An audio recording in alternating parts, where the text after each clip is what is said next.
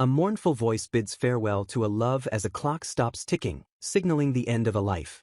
The scene shifts to the court period in the kingdom of Lucia, where the public execution of Olivia Aberk is about to commence. The crowd learns her alleged crime is the attempted murder of a baroness's daughter, a scandal involving the crown prince's fiancée. Prince Luke appears alongside the victim, Violet, while the crowd cheers for him, ignoring the condemned woman. Spectators gossip about Olivia's potential resentment over the broken engagement, painting her as the villain. Trapped in the guillotine, Olivia desperately pleads that this is a trap and swears she never hurt Violet. Tears stream down her face as she struggles against her restraints, gritting her teeth in agony. With her last breath, she screams out for Luke, hoping for salvation. Prince Luke watches with cold indifference while Violet smiles beside him, sealing Olivia's despair. Olivia freezes as she catches sight of the prince's expression, realizing the cruel truth. She recognizes those usual apathetic eyes, confirming he never cared for her. In her final moments, she laments sacrificing everything for him for 17 long years.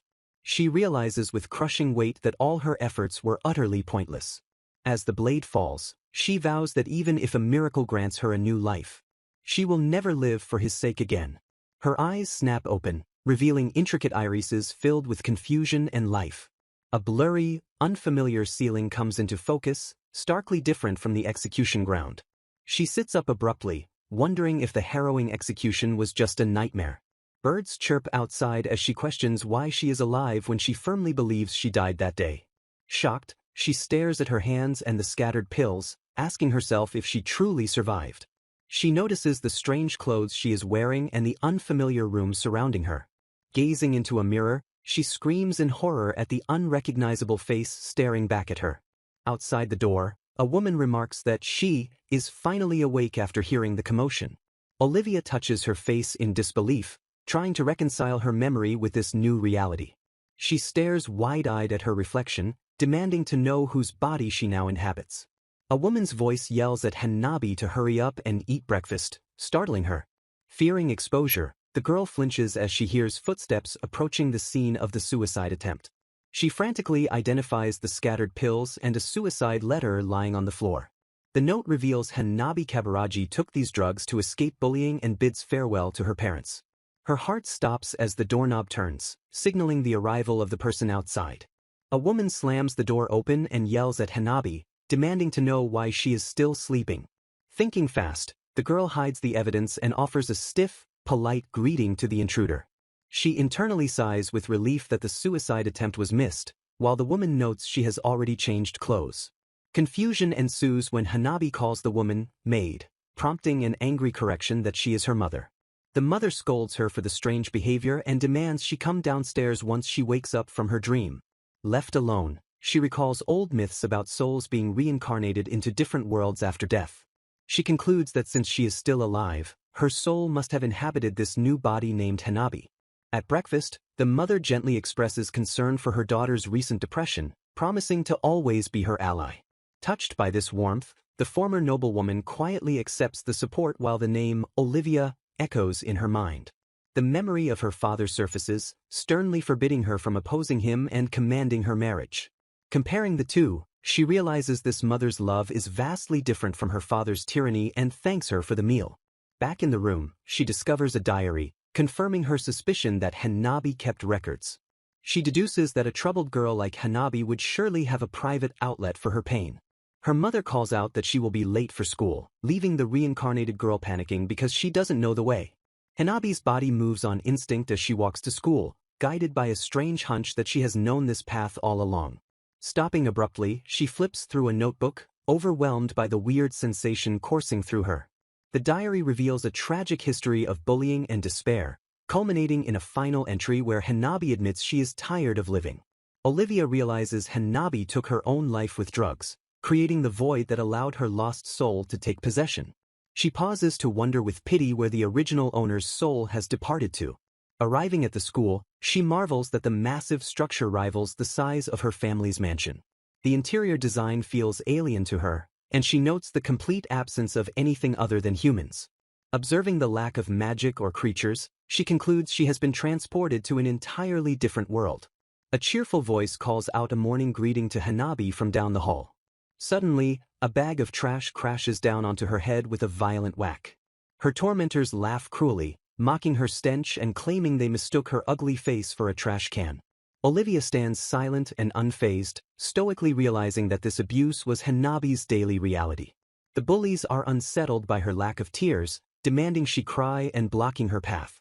A group of boys approaches, and the girls instantly shift their attention to greet Ashino. Seeking approval, the girls brag about dumping trash on Hanabi, fishing for praise from the newcomer. Olivia freezes in shock, unable to believe that this boy bears the exact face of Prince Luke. Her heart constricts painfully in her chest, pounding with the trauma of her past. She turns and flees the scene, leaving the bullies to scoff that she hasn't changed at all. Ashino watches her retreating figure with cold eyes, muttering that the display was lame. In class 2-3, the teacher deliberately targets Hanabi to answer a question, mocking her alongside the giggling students. He threatens to deduct points when she hesitates, causing her to gasp in alarm. Reminding herself that she is now Hanabi, she stands up with determination to answer. She stares at the text, baffled by the spell written in what she perceives as an incomprehensible language. Despite her history of academic excellence, she stands frozen, unable to decipher the strange script. The class erupts in laughter as the teacher sneers and calls on Ashino to answer instead. The teacher fawns over Ashino, and whispers spread that his preferential treatment is due to his father's status. Olivia observes the sycophantic atmosphere as students and faculty alike bend over backwards to please him. Ashino sighs in boredom and correctly answers, "The pillow book," earning adoring sighs from the girls. Watching him, Olivia bitterly notes that social stratification exists even in this new world. She gazes at the boy who looks just like her executioner, noting his high status. Ashino stares back with an intense, unreadable expression that unnerves her. She realizes with resignation that even here, he sits untouchable at the top of the social ladder. Sighing deeply, she wonders how to survive and prays to wake up from what she hopes is a dream. A rustling sound from the bushes interrupts her thoughts, drawing her attention. She peers around the tree, startled to find someone hiding there. She instinctively names him Luke before correcting herself to Ashino. He is sleeping on the ground, and she confronts him about his carelessness and the humiliation she suffered earlier. As she stares at his sleeping face, her heart pounds with the terrified conviction that he is truly that person.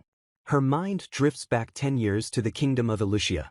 Her parents scold her harshly for the sound of her spoon, demanding she uphold the Aberk reputation. Young Olivia sits alone at a lavish table, sighing over her own perceived hopelessness. Her father approaches with a stern command to greet her new fiancé. He introduces the young boy standing before them as Crown Prince Luke. Terrified of making a mistake, she attempts a curtsy but trips in her nervousness. Young Olivia trips and crashes to the floor, humiliating herself in front of the royal presence. Her father immediately scolds her, furious that she is behaving rudely before the crown prince. To her surprise, Prince Luke reaches out a hand to help her up, offering a kindness she has never known. That single gesture sparks a lifelong devotion as she falls in love with him in that harsh world. Taking his hand, she makes a silent vow to dedicate her entire existence to living for his sake. From that day forward, she relentlessly polishes herself to become the perfect partner for him. Years pass, and society buzzes with praise for Olivia, who wins yet another piano competition. She secures first place in exams, desperate to prove her worth and make Luke proud. Luke reads the results impassively while other noble girls admire Olivia's academic dominance. She beamingly reports her victory in the painting competition to him, hoping for a smile. He stares out the window and dismisses her achievement with a cold, indifferent acknowledgement. A crushing realization hits her as his attitude grows increasingly distant and icy over the years. Blaming herself, she concludes that her desperate efforts are simply not enough to reach him. Despite the pain, she clings to hope and resolves to work even harder next time. Her tragic cycle of effort and rejection continues until the day that girl appears and ruins everything. In the present, she gazes at the sleeping boy, wondering if her former fiancé is smiling somewhere now. The boy suddenly opens his eyes and asks who she is, catching her off guard. Startled, she jumps back in a panic, realizing he was awake the whole time. Embarrassed by her behavior, she apologizes for being rude and tries to flee the awkward situation. Before she can escape, he reaches out and grabs her, stopping her in her tracks. She freezes, confused by the sudden contact and his inexplicable behavior. He complains that his neck hurts from sleeping on the hard ground. Pulling her down, he brazenly uses her lap as a pillow, deciding he can sleep longer this way. Flustered and confused, she asks him directly if he doesn't hate her like everyone else. He stares up at her with unreadable eyes, offering no immediate answer to her insecurity. Instead of answering, he counters with a probing question, asking who she really is. Convinced this is a lucid dream, she decides she can finally afford to drop the act and get mad. She grabs his face and screams at him, calling him a rude brat and demanding he remember her. She lectures him fiercely, warning that his bad manners will cost him the trust of others. Ashino sits up, looking utterly dumbfounded by the sudden explosion from the quiet girl. He bursts into laughter, amused that she can actually speak and claiming he didn't intend to be mean. She stares at him in shock, unable to comprehend his light-hearted reaction to her anger. He lays back down, ignoring her confusion and murmuring that he wants to dream a little longer. The scene fades as she looks at the school, wishing she could stay in this peaceful dream world. Reality crashes back in as a bully calls out to Hanabi-chan in the classroom. Feigning sweetness, the girl orders her to carry a stack of notebooks to the usual place. The bully sneers, remarking that Hanabi hasn't learned her lesson despite the previous torment. Refusing to be a doormat, Hanabi coldly rejects the order, stating she is too busy. She tells them to stop obsessing over her and study instead, leaving the bullies fuming. Enraged by her defiance, the leader vows to make her suffer a painful experience. They set a trap, lying that Ashino is waiting for her in the hallway to lure her out. Hanabi is skeptical, knowing full well that Ashino is still napping outside in the courtyard. The bullies mock her for thinking the popular boy would ever call for her and shove her violently. Just as she braces for impact, a hand catches her, saving her from the fall. A bully violently pins Hanabi to her desk, demanding she apologize to the class for being ugly. Her head is slammed against the wood with a thud, leaving her dazed and trembling under the assault. The scene triggers a traumatic flashback of the crowd at her public execution, making her shudder in terror. Her eyes widen in panic as she relives the sensation of the guillotine's pressure and her restrained hands. Memories of cold gazes and physical restraint flood her mind, paralyzing her body like stone. The bully mocks her silence, asking why she doesn't beg for someone to save her while kneeling on the floor. A single tear falls as she screams internally for Ashino, the only name her heart reaches for. She immediately despairs, convinced he isn't there and wouldn't help her even if he was. A sudden thud echoes as someone lands nearby, interrupting her spiraling thoughts. Ashino's voice cuts through the tension, casually asking Hanabi how she's doing. He sits perched on the windowsill, looking down with an annoyed expression at the noise. He complains that their racket was so loud he couldn't sleep, even from outside. The bullies freeze in shock, unable to believe Ashino is actually speaking to them. They quickly try to pivot, inviting him to join them outside instead of interfering. He completely ignores their invitation, keeping his focus locked on Hanabi. The classroom falls into a tense silence as the bullies step back, unsure how to proceed. Hanabi looks up at him from the floor, tears in her eyes, asking why he is here. He stares down at her with a blank look and simply commands her to stand up. For a split second, she hallucinates her beloved prince reaching out a warm hand to save her. The illusion shatters as she remembers the betrayal, realizing those days are gone forever. Ashino crouches down to her eye level, asking coldly if she can't stand up on her own. Tears stream down her face as she acknowledges that this time, no one will lift her up. She apologizes to the real Hanabi, asking permission to borrow her body to fight back. Determination fills her eyes as she embraces her identity as Olivia Aberk, the girl who lived for Luke. The scene shifts to the hallway outside class 2-3, where the class plate hangs above the door. Students gossip about Kaburagi's absence, speculating she has finally given up on school. One student expresses surprise, asking if she really stopped coming to class. Hanabi stands before the door, taking a moment to center herself despite feeling sluggish. She tells herself she is used to giving her best effort, no matter the situation. With a sharp rattle, she slides the classroom door open to face her tormentors. The students turn in surprise, noticing a girl they don't immediately recognize. She smiles radiantly, greeting everyone in class 2-3 with a polite and confident bow. The class erupts in whispers, confused by her sudden appearance and transformed aura. Students question if she has the wrong room, marveling at how cute this stranger is. A boy calls out to the pretty girl, telling her she's sitting in the idiot Kaburagi's seat. He realizes with a start that he got the seat right, implying the girl is indeed Kaburagi. The class is stunned into silence as the realization that this is Hanabi sinks in. The lead bully glares at her, asking Ashino what they should do about this new attitude. She steps forward menacingly, demanding Hanabi drop the act and return to her pathetic self. Raising her hand, the bully attempts to slap Hanabi to put her back in her place. Hanabi effortlessly catches the hand mid-swing, stopping the assault cold. She looks the bully in the eye, asking if she truly thought there would be no payback. Hanabi scoffs, calling the bully naive for expecting her to remain a victim. Ashino watches the confrontation with a small smile forming on his lips. He bursts into laughter, clearly entertained by Hanabi's unexpected strength. The class gasps in shock, having never seen the aloof Ashino laugh before. He smiles at her, asking for her name again as if meeting her for the first time. She meets his gaze with a confident smile, ready to declare her new identity. She announces firmly that she is Kaburagi Hanabi, reclaiming her name with pride. Ashino stares at her with wide, intense eyes, captivated by her transformation. He chuckles again, telling her to show him exactly what she is capable of. Lying on the floor in a shared moment, Olivia feels her stop time finally begin to move again. Young Olivia stands alone before colossal doors, clutching her dress and whispering her desperate desire for love. Hanabi jolts awake to her mother's call, her wide eyes reflecting the morning light. The title card flashes, Dream 2, marking the next chapter of Olivia's Neverending Dream. Rushing down the stairs, she reorients herself as a high school student in modern Japan named Kaburagi Hanabi. Memories of her former life as Olivia Burke, the Duke's daughter, linger in her mind. She slides the classroom door open with a confident smile and a polite greeting. Her internal monologue recaps her execution, the broken engagement, and her inexplicable soul transfer. Sitting at her desk, she gazes out the window and ponders the mystery of where the real Hanabi's soul has gone. Back at the breakfast table, her mother watches her with a curious expression. The silence breaks as her mother asks if something is bothering her. Her mother smiles warmly, admitting that Hanabi's recent burst of energy makes her happy. Olivia smiles back, reassuring the woman that she is doing great as Hanabi's mother. Arriving at school, a cheerful greeting calls out to her from above. A bucket of water crashes down, drenching her completely as the bullies cackle. The girls mock her, asking if the direct hit felt nice.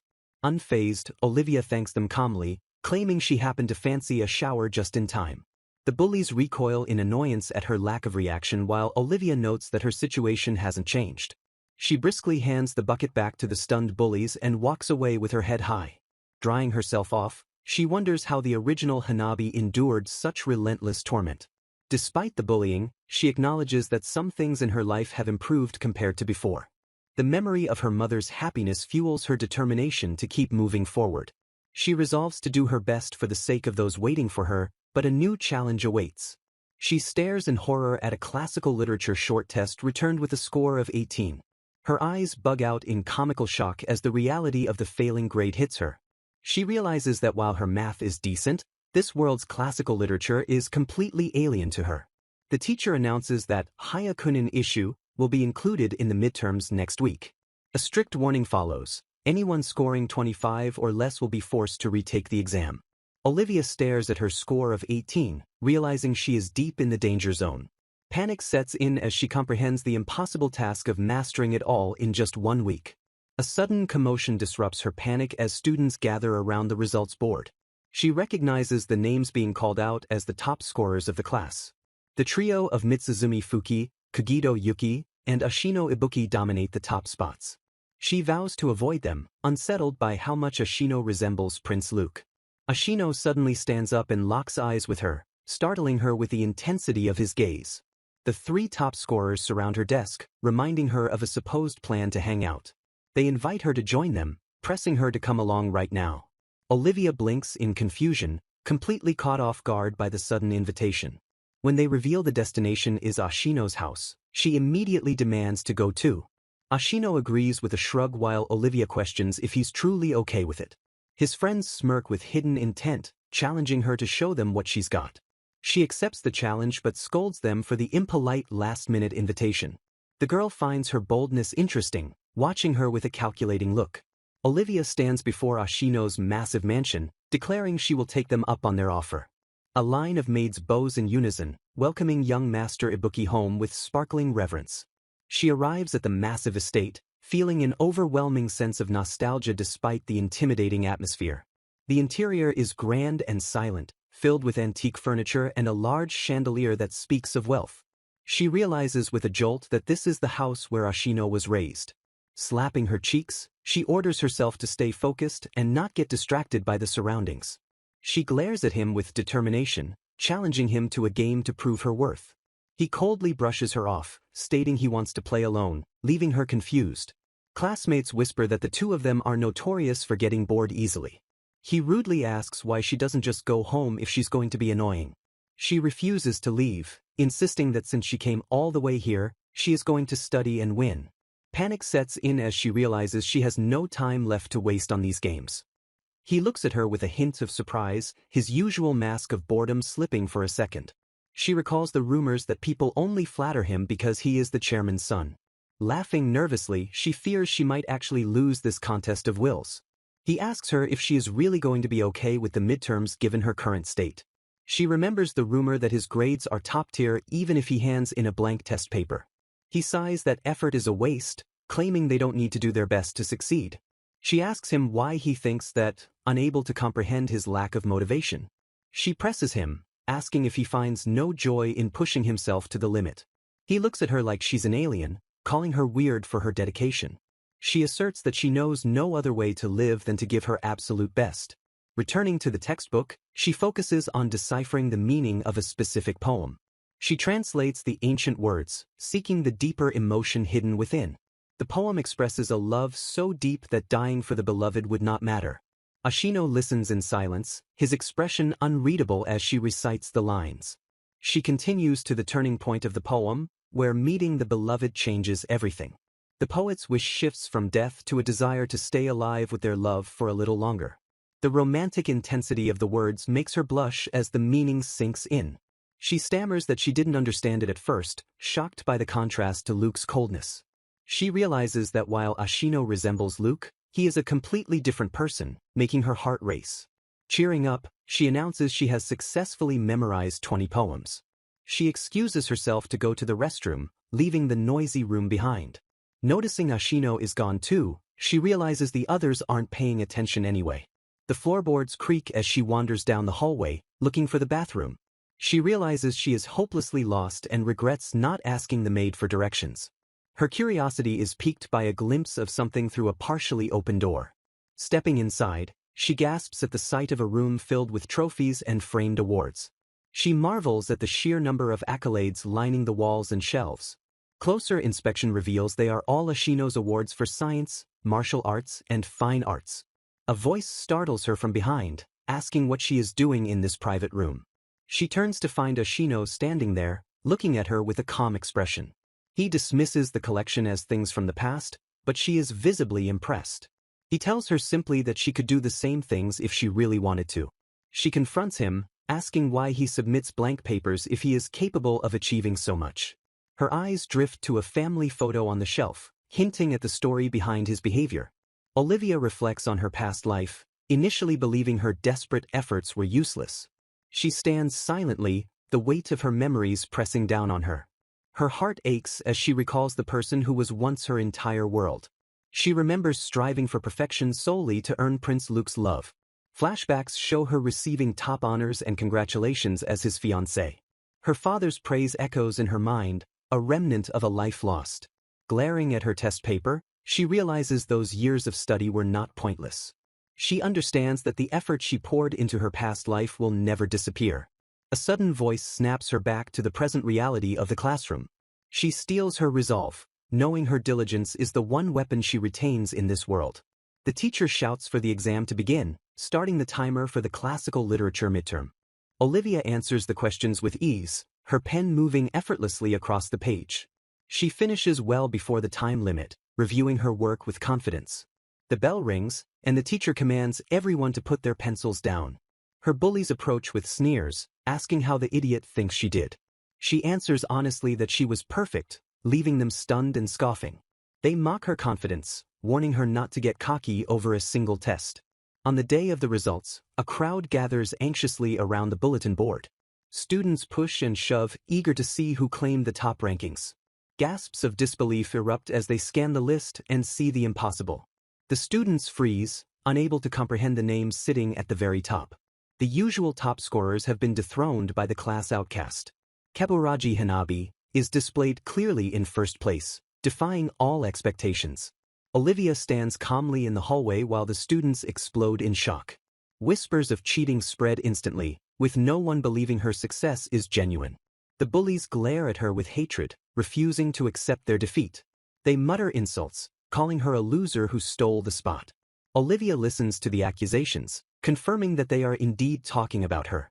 Some girls claim she only won because the top students let their guard down. Ashino steps in, seemingly agreeing with the skeptics and fueling the fire. He looks at her with a sharp, piercing gaze, putting her on the spot. He questions the validity of her effort, mirroring the futility she felt in her past. He suggests a test to settle the matter once and for all. He demands she prove her intelligence right here and now, in front of everyone. The students are baffled by his sudden aggression, wondering what he plans.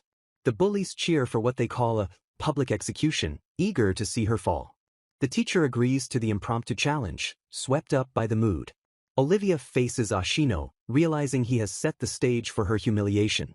She stares him down, seeing the ghost of her past execution in this moment. She admits to herself that she was wrong to fear this repetition of history. A newfound strength swells within her as she prepares to fight back. She recognizes that unlike before, she has the power to control this outcome. This execution is different, and she refuses to be the victim again. She accepts the challenge with a fierce gaze, ready to prove her worth to them all. Amidst a scene of falling flowers, a solitary figure reflects that being busy alone in this scene is far from pointless. She swells with pride at the beautiful sight before her, finding the moment truly amazing. Embracing her growth, she acknowledges this confident new version of herself. A voice suddenly cuts through the air, exclaiming in sheer disbelief that she must be kidding. The classroom erupts as they realize all her answers are correct, praising her awesome performance. Overcome with emotion, the girl trembles and tearfully whispers that she finally did it. Gazing at him, she marvels internally that Ashino actually took the time to help her succeed. Excitement buzzes through the hallway as students chatter loudly outside classroom 2-3. A crowd gathers around the bulletin board, shouting in awe that the midterm rankings are finally out. The results reveal that Ashino Ibuki sits at the very top with a perfect score of 800 in all subjects. A classmate praises Ashino as the greatest of all time while the girl stares at the list in shock. While others marvel that he placed first without trying, Ashino casually admits he actually studied a little. The girl is baffled by his admission, noting that he always seemed to act otherwise. He glances back over his shoulder with a quiet and knowing look in his eyes. Ashino reveals he put in the effort simply because a certain someone looked like she was having fun. Hearing his reason, the girl beams with a radiant, blushing smile that lights up her face. As they walk, he playfully retracts his statement, prompting her to eagerly ask when he will invite her again. Internalizing her triumph, she declares that she is the main character of her own life. She realizes that the true reason she does her best is simply to love herself more. Flashback to 1 year before her execution, Olivia receives praise and anticipation for her upcoming first dance with Luke. She politely thanks the attendant, maintaining her dignity as the young lady of the Duke Aberk residence. The story enters Dream 3, focusing on Olivia and the Neverending Dream. On her special engagement day, she gazes into the mirror, dismissing the rumors about Baron Kappur's daughter as mere gossip.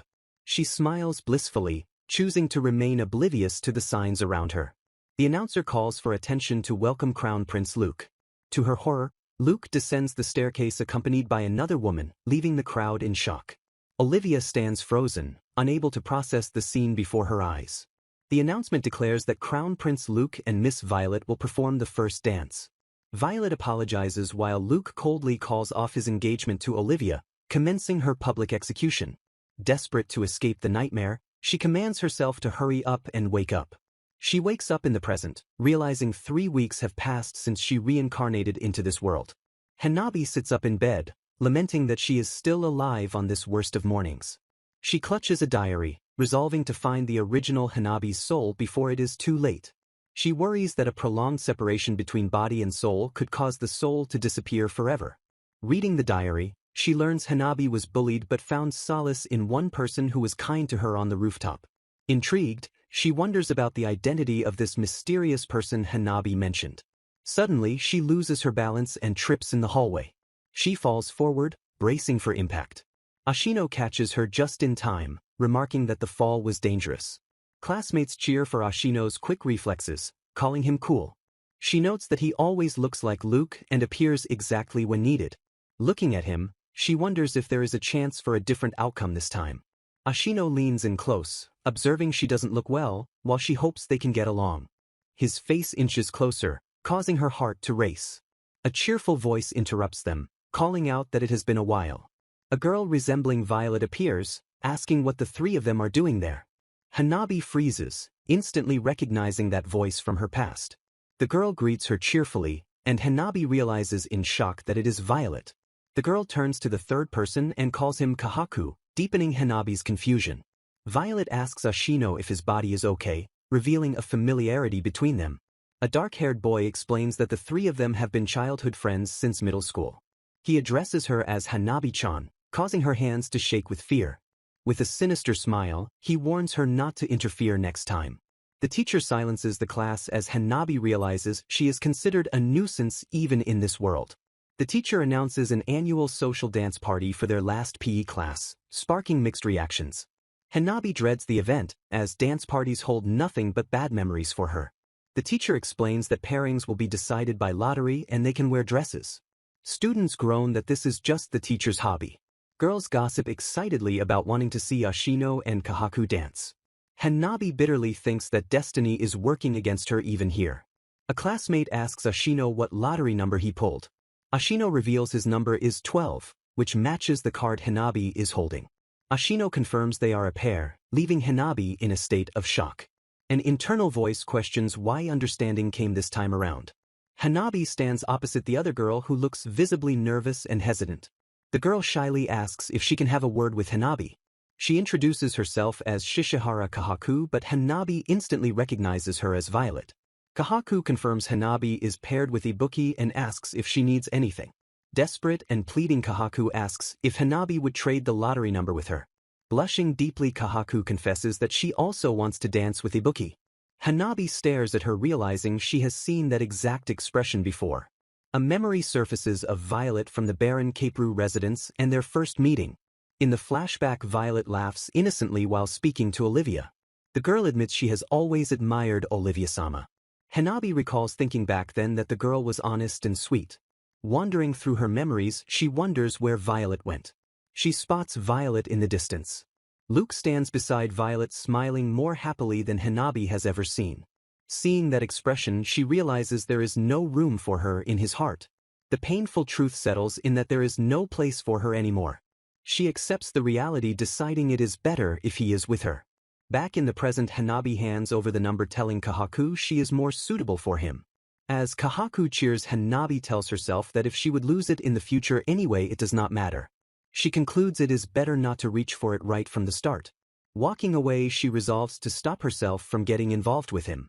A familiar voice suddenly calls out and startles her. Ashino looks at her and asks if she is listening about the dance. Hanabi flinches and tries to address the topic. She confesses that she gave the lottery number to Shishihara Kahaku. Ashino stops in his tracks and asks why she did that. Hanabi explains that Kahaku wants to dance with him, recalling her past apologies to Olivia. Memories of her public execution flood back, where everyone believed it was better she wasn't paired with him. Ashino interrupts her spiral into the past engagement and asks what is wrong with her.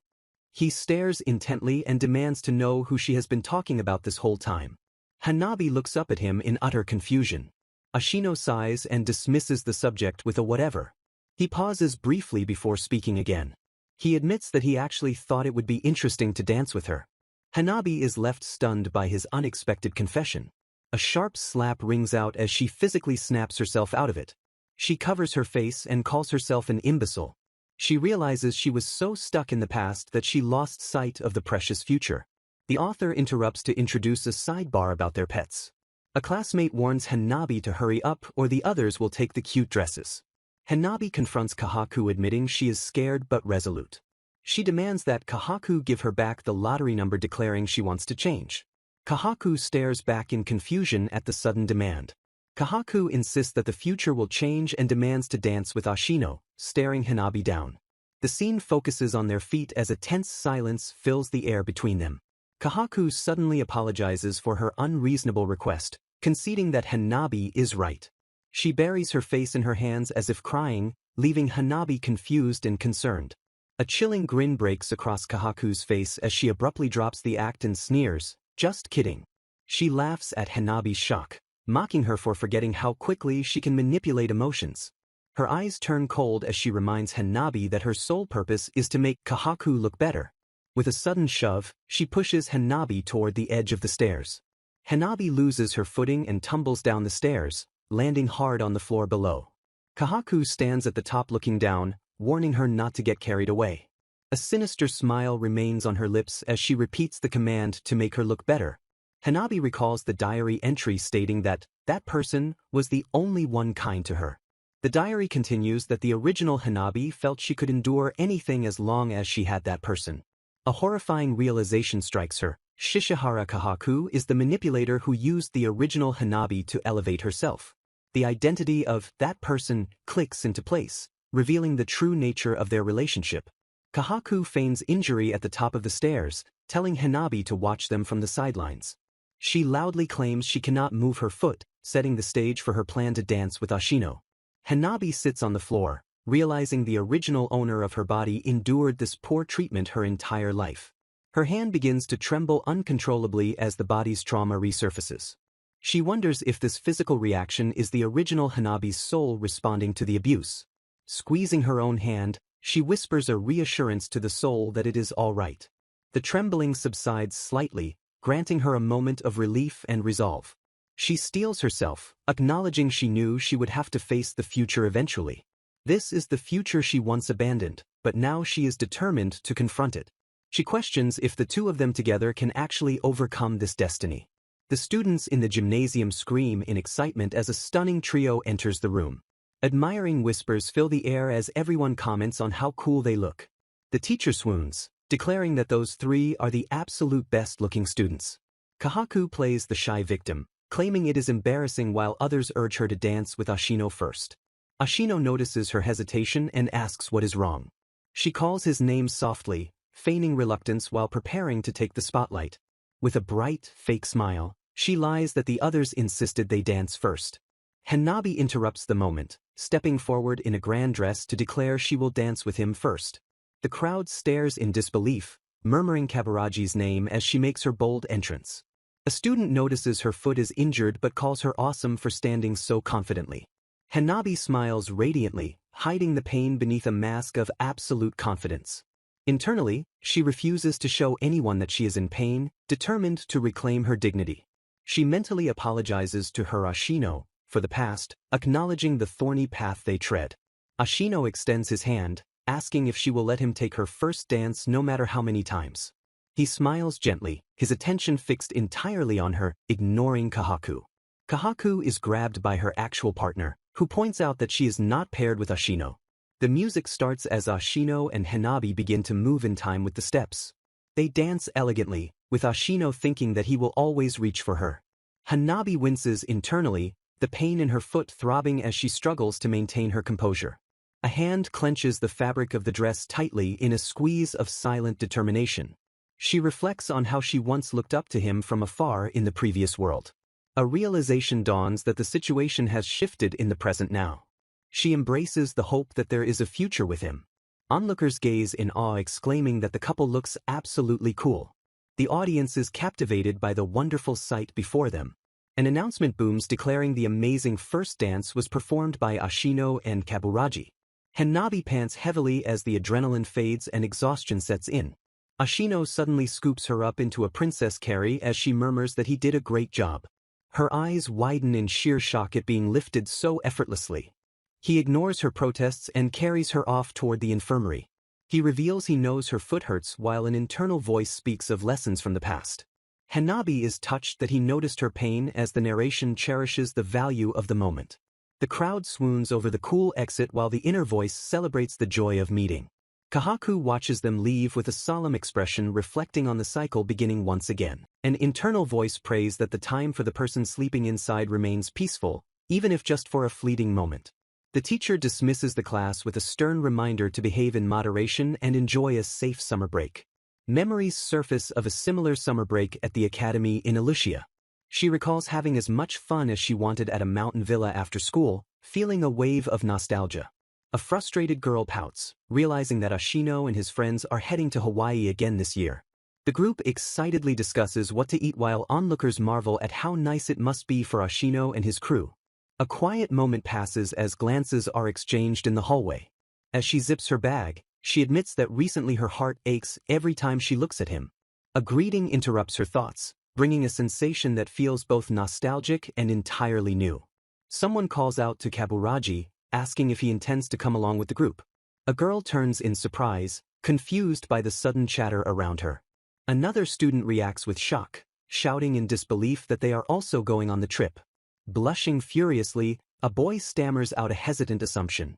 Suddenly, he shouts that he is definitely going, startling everyone around him. He internally resolves to reach for her in this world, deciding that it is finally okay to do so. The scene shifts instantly to the tropical destination as they announce their arrival. The group cheers loudly, celebrating the beauty of Hawaii and the excitement of the trip. They arrive at Ashino's family villa but realize they are short one person amidst the chaos. A character screams in terror as a massive chunk of steel flies into the sky above them. Concern shifts immediately to Hanabi as someone asks if she is okay. Hanabi confirms she is well, while Kahaku notes she figured she would be there too. Kahaku reflects on the recent events involving Shishihara Kahaku while clutching her bag. She marvels internally that despite what occurred, it feels completely like nothing happened at all. A stranger bumps into them, offering a quick apology in English. The man introduces himself as Kyle, the villa caretaker, and asks if they are Ibuki's friends. Panic sets in as she realizes she is being addressed in a foreign language. Kyle steps in close and kisses her on the cheek, greeting her with a warm "nice to meet you." She stands absolutely frozen, unable to process the sudden intimacy. Stuttering wildly, she demands to know what he is doing. A friend watches the interaction and giggles at her extreme reaction. The friend explains that it was merely a greeting customary in this foreign country. She mentally screams that while hand-kissing exists in Lucia, a kiss on the face makes this a scary world. Kyle stares at her confusion, asking if she is okay while she remains bewildered. A hand suddenly grabs her shoulder, pulling her back as a boy tells Kyle he is too close. As Kyle agrees to show them inside, the girl looks up with wide, sparkling eyes. She realizes he was trying to save her and thanks him as they follow Kyle's lead. He coolly dismisses her gratitude, telling her not to sweat it. She watches him walk away, wondering if he is just fickle because she cannot read him. Despite the confusion, she admits to herself that his protective action made her happy. Two girls approach Hanabi, asking if they can talk to her for a second. They confirm the plan to gather at the beach after changing into their swimwear. Inside the room, they compliment Hanabi on her cute bikini, making her blush with thanks. Hanabi recalls how delighted her mother was when told she would travel with friends. The chapter ends with a character noticing something and letting out a soft sound of intrigue. A classmate points out that Hanabi has left the price tag on her swimsuit, prompting laughter from the group. The girl immediately offers to cut it off with scissors, instructing Hanabi to turn around for assistance. Hanabi feels a wave of suspicion, wondering why this girl is suddenly acting awfully nice to her. Pushing down her doubts, she apologizes to the group for making them wait. The girls unveil their swimwear with a flourish, shouting a cheerful tada to the boys. Compliments fly as everyone admires the cute outfits on display. Hanabi glances around nervously, wondering what Ashino thinks of her appearance.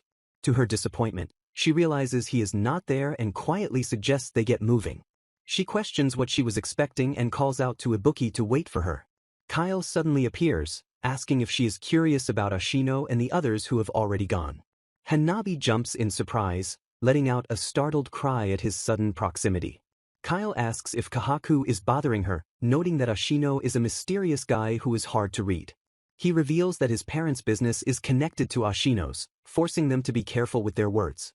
Hanabi is left confused, wondering why he would share such specific information with her. She realizes the relationship between their families completely resembles the one between herself and Luke. Her heart thumps painfully as she attempts to process the implication of his words. A terrifying thought strikes her that the current version of herself might be in the same standing as Violet. The silhouettes of the game characters flash through her mind, mirroring her current reality. Ashino turns to look at her, his expression unreadable as he notices her distress. He asks if she is feeling sick, but she quickly denies it to avoid worry. She insists she is fine, but her body betrays her as she stumbles and nearly falls. As he watches her, she internalizes her anxiety, wondering what the future holds for her. Questioning if she can stay like this, she announces she is going to cool her head for a bit. Ashino suddenly confronts Ibuki, demanding to know why she is acting this way. He questions why she makes such a specific face whenever the topic involves Hanabi. Ibuki feigns total innocence, smiling brightly and claiming she didn't say anything at all. As Hanabi dips into the water, a dark thought warns that the storm is coming. The narrative voice reflects on how sly Violet was in the original story. Violet, once known as Olivia, was docile and honest at first before she changed. She eventually started spreading vicious rumors about bullying to manipulate those around her. The target of her schemes was alienated by friends and isolated during social events. The flashback ends, snapping back to the present moment where a trap is being sprung. A voice calls out to Hanabi, breaking her solitude in the water. The girls wave and tell her to come back, claiming they are starting the barbecue. Hanabi senses something is weird as they urge her to hurry, splashing in the water. She questions internally why they are acting so incredibly friendly today. A sharp ripping sound cuts through the air as the trap is sprung. Hanabi stands frozen, realizing too late what has just happened to her swimsuit. Her eyes widen in shock and horror as reality sets in. One of the girls laughs cruelly as Hanabi screams that her bikini has been cut. The girls immediately abandon her, shouting to Kyle that Hanabi wants to hang out with him. Hanabi is left helpless in the water, desperately covering her chest with her hands. She whispers the name Kahaku, her mind reeling from the betrayal. Fear consumes her as she wonders why they brought that specific name up right now. Ibuki smiles with chilling malice, realizing her trap has been sprung perfectly and whispering that she gets it. She feigns innocence while asking what is wrong, leaving Hanabi frozen in panic over what to do next. Terror grips Hanabi as she realizes history is repeating itself, mirroring the moment Olivia's carriage was targeted. Memories of sinister bandits leering into the carriage flood her mind, paralyzing her with recalled fear. The bandits confirm their target with certainty, their menacing gazes locking onto the victim inside. A man in a floral shirt asks if she is okay, but his approach only triggers her trauma-induced panic. Tears well in her eyes as she silently screams for him not to come any closer. The scene dissolves into a blur of motion and fear as the past trauma overlaps violently with the present reality. Gossip spreads about Olivia being assaulted by bandits, casting doubt on her purity despite the guards' arrival. Olivia desperately tries to explain to Luke that they did not touch her, pleading that it is a misunderstanding. Luke coldly recoils, ordering her not to touch him, shattering her heart with his rejection. Shock widens her eyes as the realization of his abandonment pierces through her denial. She realizes with despair that her words have lost all power to reach him. The painful memory fades with the knowledge that her pleas did not reach him in the end. Back in the present, Ashino steps in and calmly declares that she is okay, shielding her from the others. He dismisses the girls by telling them to go help with the barbecue preparations, and they comply immediately. Hanabi looks up at Ashino with tear-filled eyes, asking why he intervened to save her. Ashino reveals his suspicion that Kahaku is plotting something malicious again. He claims he just happened to see her, dodging the question of whether he is being fickle. Despite his aloof excuse, Hanabi clings to the fact that he came specifically for her. He hands her a replacement strap, offering a solution to her ruined swimwear. Ashino explains he figured the girl cut it, confirming he saw through the nasty trick. Hanabi finally understands the double meaning behind the offer to cut the tag earlier. She asks Ashino to help her, placing her trust in him to fix the damage. Ashino's fingers work deftly to tie the strap, his touch gentle against her skin. Warmth radiates from his hands, grounding her amidst the wind of this unknown foreign country. Her heart aches with a mysterious emotion as she wonders why his touch feels so significant. The tension leaves her body, replaced by a profound sense of relaxation. She thanks him softly, the replacement strap now securely fastened in place. Ibuki notices the fix and suggests they go back, while Hanabi realizes she is in the same standing as Violet. Determined not to fall down like Violet did, Hanabi resolves to face her tormentors head-on. The girls greet her return with fake cheer, unaware that Hanabi sees right through them. Kahaku feigns worry, asking where she has been with an overly dramatic sigh. Hanabi apologizes for the wait, noting internally how well Kahaku knows exactly what she hates. She smiles sweetly, preparing to reveal that she is also aware of the things Kahaku hates. Hanabi announces clearly that she asked Ashino to help her, watching for the reaction. She grabs Ashino's arm possessively, knowing this intimacy is exactly what Kahaku hates the most. With a refined smile, she thanks the group, executing her revenge against their despicable behavior. Ashino looks surprised by her boldness while Kahaku freezes in disbelief. Kahaku stammers, her composure cracking as she demands to know what Hanabi did. Hanabi dismisses it as a mere greeting, turning Kahaku's own explanation against her. She reminds Kahaku that she was the one who taught her that greeting in the first place. Turning to Ashino, she asks for confirmation, leaning in close to prove her point. Ashino surprises everyone by kissing her cheek, leaving Hanabi stunned and breathless. Hanabi covers her face in shock, completely overwhelmed by his unexpected compliance. Ashino turns his gaze to Kahaku, stating coldly that what she did today was too much. Kahaku freezes in terror, unable to process the rebuke from the boy she admires. His glare pierces through her, silent and intimidating. Humiliated and flushed, Kahaku stands trembling under his scrutiny. She abruptly screams that she is going back, fleeing the scene in tears. Her friends chase after her, calling her name as the group scatters. Hanabi lets out a massive breath, finally releasing the tension she had been holding. She touches her cheek, stammering as she tries to ask if he really just kissed her. Ashino casually remarks that the bikini looked good on her, calling the damage a shame. Hanabi stares at him, unable to process his nonchalant attitude after such a moment. Covering her flushed face, she thanks him again, realizing she cannot suppress the old soul anymore. She addresses Hanabi, the original soul sleeping inside her, acknowledging her presence. A silent plea is made for the original Hanabi to remain asleep. An image of the girl in a glass coffin symbolizes the dormant soul deep within her. She wishes for that slumber to last just a little bit longer. The teacher announces the start of the second term and calls for candidates to serve as the class representative. Having transmigrated into Hanabi's body 2 months ago, the protagonist wonders if a class representative is similar to a leader. The other students whisper and push the responsibility onto each other, clearly unwilling to take on the burdensome role. The teacher adds that the chosen representative will also organize the upcoming school festival during the second term. Hearing about the school festival, the students begin to whisper excitedly while Hanabi listens with interest. A classmate grins maliciously and loudly nominates Kaburaji, trying to force the role onto her. Another girl immediately seconds the motion with a fake smile, sealing the trap for Hanabi. The teacher accepts the nomination, cheerfully remarking that everything is a good experience. Hanabi realizes that her classmates are merely trying to force troublesome responsibilities onto her. Drawing on her past dignity as a student council vice president, Hanabi shocks the class by gladly accepting the role with a bright smile. The mean girls look disappointed and call the situation boring, annoyed that Hanabi didn't get upset. With Kaburaji decided as the female representative, the teacher moves on to select the boy.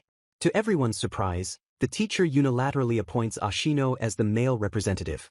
The class erupts in confusion, questioning why the teacher is deciding and why Ashino was chosen. Hanabi looks over, realizing this means she will be working side by side with Ashino. Ashino complains that nobody told him about this, revealing that the chairman personally ordered his appointment. A memory flashes through his mind of the specific command to take the position. He stands in silence, his expression unreadable as the weight of the order settles in.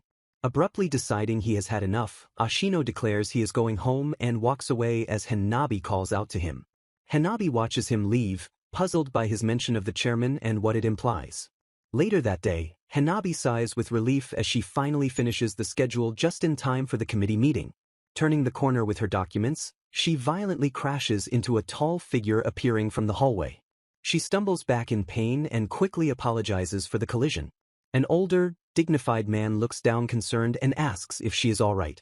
Staring at his face, Hanabi immediately notices that this stranger bears a striking resemblance to Ashino. Suddenly, Ashino dashes onto the scene, shouting out to the chairman in a panic.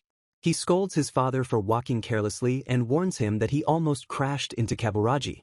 The older man pauses, surprised to realize that the girl before him is the Kaburaji he has heard about. Identifying himself as the chairman, he shakes her hand and formally asks her to take care of his son, Ibuki. Hanabi stiffens but politely promises to guide him, bowing her head in apology. The chairman smiles warmly and reassures her that everything is fine, amused by the encounter. Hanabi watches the chairman leave, thinking that despite his intimidation, he is surprisingly a gentle-mannered person. Ashino immediately scolds his father, telling him to quit saying bad things to the students. The chairman clicks his tongue in annoyance and turns away, his facade dropping for a brief moment. Ashino watches him go with a frown, muttering in confusion about what just happened. Suddenly, a loud thud echoes through the room as a heavy stack of exercise books is dumped onto Hanabi's desk. A male classmate carelessly tells her to return them, claiming that this task is the class representative's responsibility. Hanabi questions this logic, pointing out that such duties usually fall to the officer of the day. The boy argues back, insisting that the class representative handled it during the first term, setting a precedent. The bullies chime in to support him, calling out to Shishihara to confirm the unfair rule. Hanabi realizes that Shishihara was the previous representative and likely established these burdensome customs to trap her. Recognizing that this is exactly what happened, Hanabi sees the setup clearly as the bullies smirk at her. The group leaves the classroom with mocking farewells, dumping the entire workload onto her shoulders. Hanabi sighs as she organizes the pile, realizing that being a class representative is surprisingly tough. Two boys, Mitsuzumi and Kagito, approach her desk and ask if she knows where Ashino is. They smile in a friendly manner, noting that Ashino is also a representative but they cannot find him anywhere. One of the boys remarks that Ashino probably won't join the committee because he is always distant like that. They explain that the Ashino family runs a massive conglomerate managing schools and hotels, and he has received special education in economics since childhood. Hanabi is impressed by his elite background, but they note he still joined the committee back in his first year of middle school. Curious about her perspective, they ask Hanabi what kind of person she thinks Ashino actually is.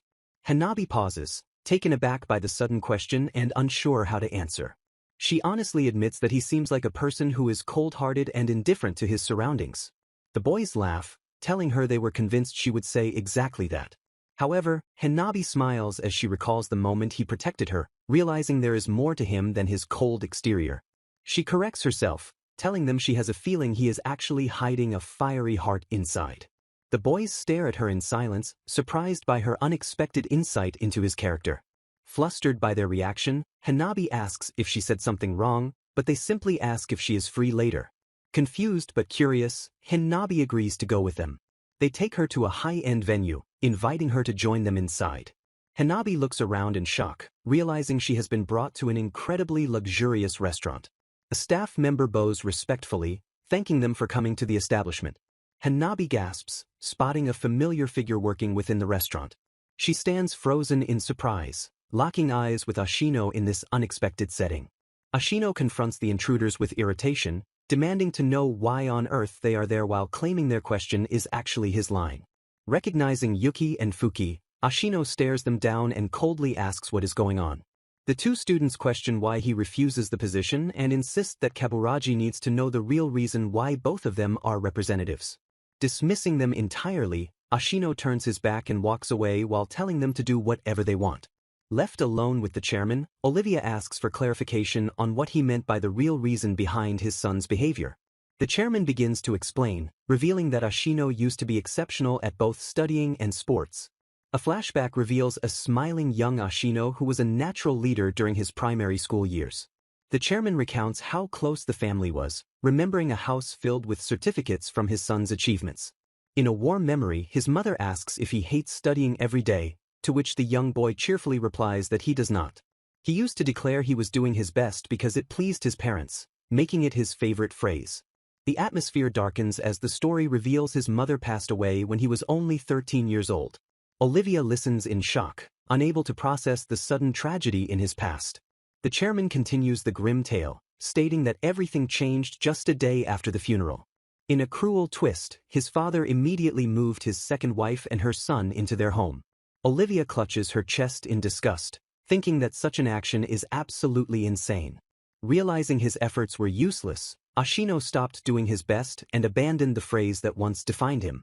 He now rebels against his father by submitting blank test papers and refusing responsibilities like being the class representative.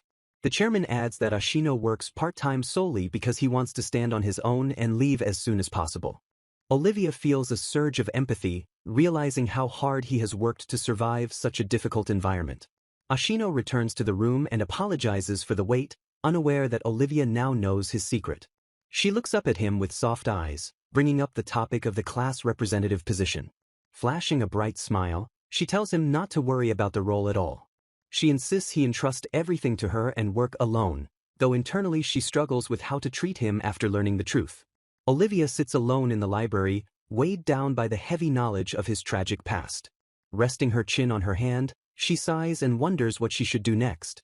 A familiar voice suddenly calls out from behind, asking what she is doing. Startled, she turns to see Ashino returning books and asks him why he is there. Ignoring her surprise, he leans over and asks about the stack of papers she is working on. She explains she is creating an outline for the next lesson because she is bad at classical literature.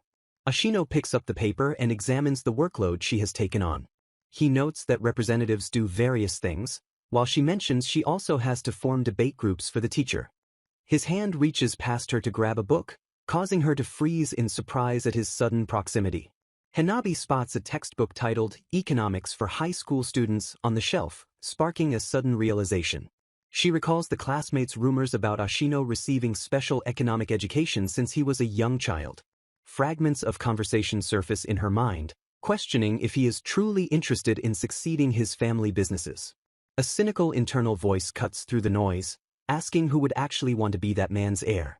A hand slams violently against the wall, trapping her in a sudden and aggressive cabinet. Ashino grabs her face with intense focus, forcing her to look directly into his eyes. He commands her to hold on, his voice cutting through her rising panic. Cupping her cheeks, he tells her she doesn't need to close her doors just for the sake of rebellion. His words blur with a traumatic memory of being forced to marry into the Olivia family against her will. Hanabi's mind reels, remembering that in her past life, she was the one who decided to love Prince Luke. The internal voice shifts back to the present, noting that despite the conditions given, the actions taken matter. She realizes that for Ashino, the choice of how to live is ultimately up to him alone. Ashino stares deep into her eyes and asks the crucial question of what she actually wants to do.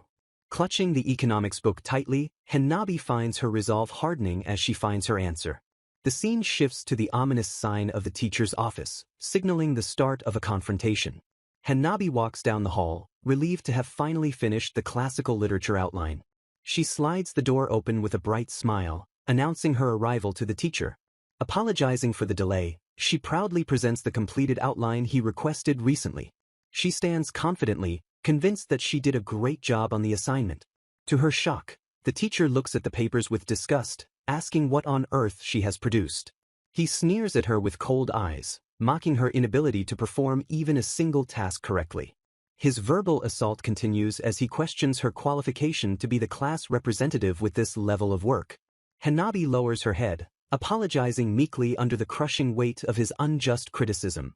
The teacher crumples her hard work and callously tosses it into the trash can. Hanabi stares in horror as he coldly orders her to do the entire assignment again. The image of the teacher overlaps with a hated figure from her past, triggering a flash of trauma. Ignoring her distress, the teacher casually asks how the group formation task is proceeding. Hanabi trembles, trying to formulate an answer about the groups. Ashino suddenly intervenes, placing a protective hand on the desk and shielding Hanabi from the teacher. Hanabi looks up in stunned silence, confused because she was the one handling the task. She stares at Ashino's profile, wondering why he is stepping in to save her now. Ashino confronts the teacher coolly, noting that while he gave Kaburaji tasks, he won't give him any. A sudden commotion erupts in the classroom as students chatter nervously about the unexpected disturbance.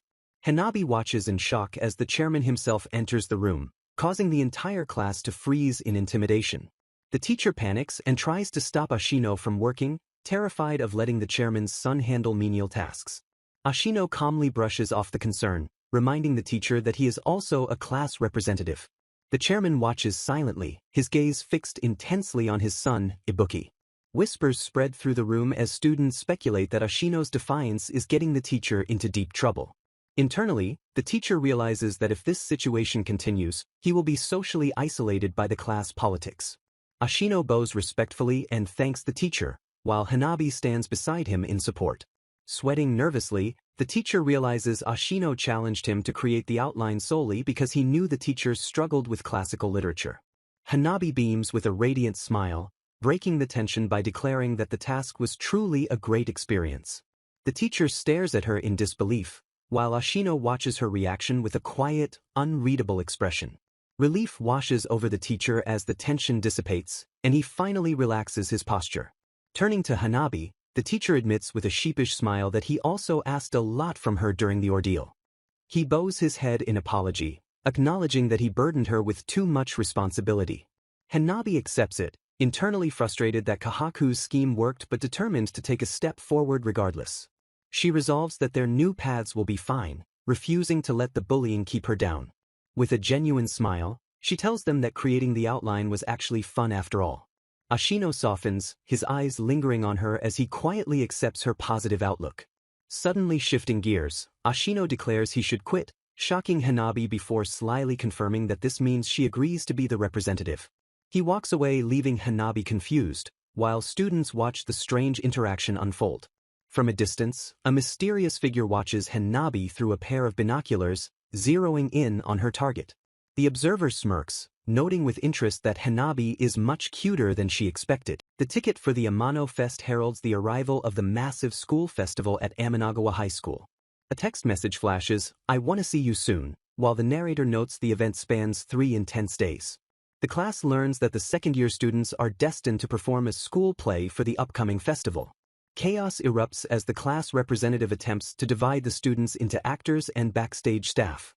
The representative sighs in defeat, realizing that absolutely no one is listening to her instructions. A flashback reveals a naive hope for class unity, but the reality of their small society is far colder.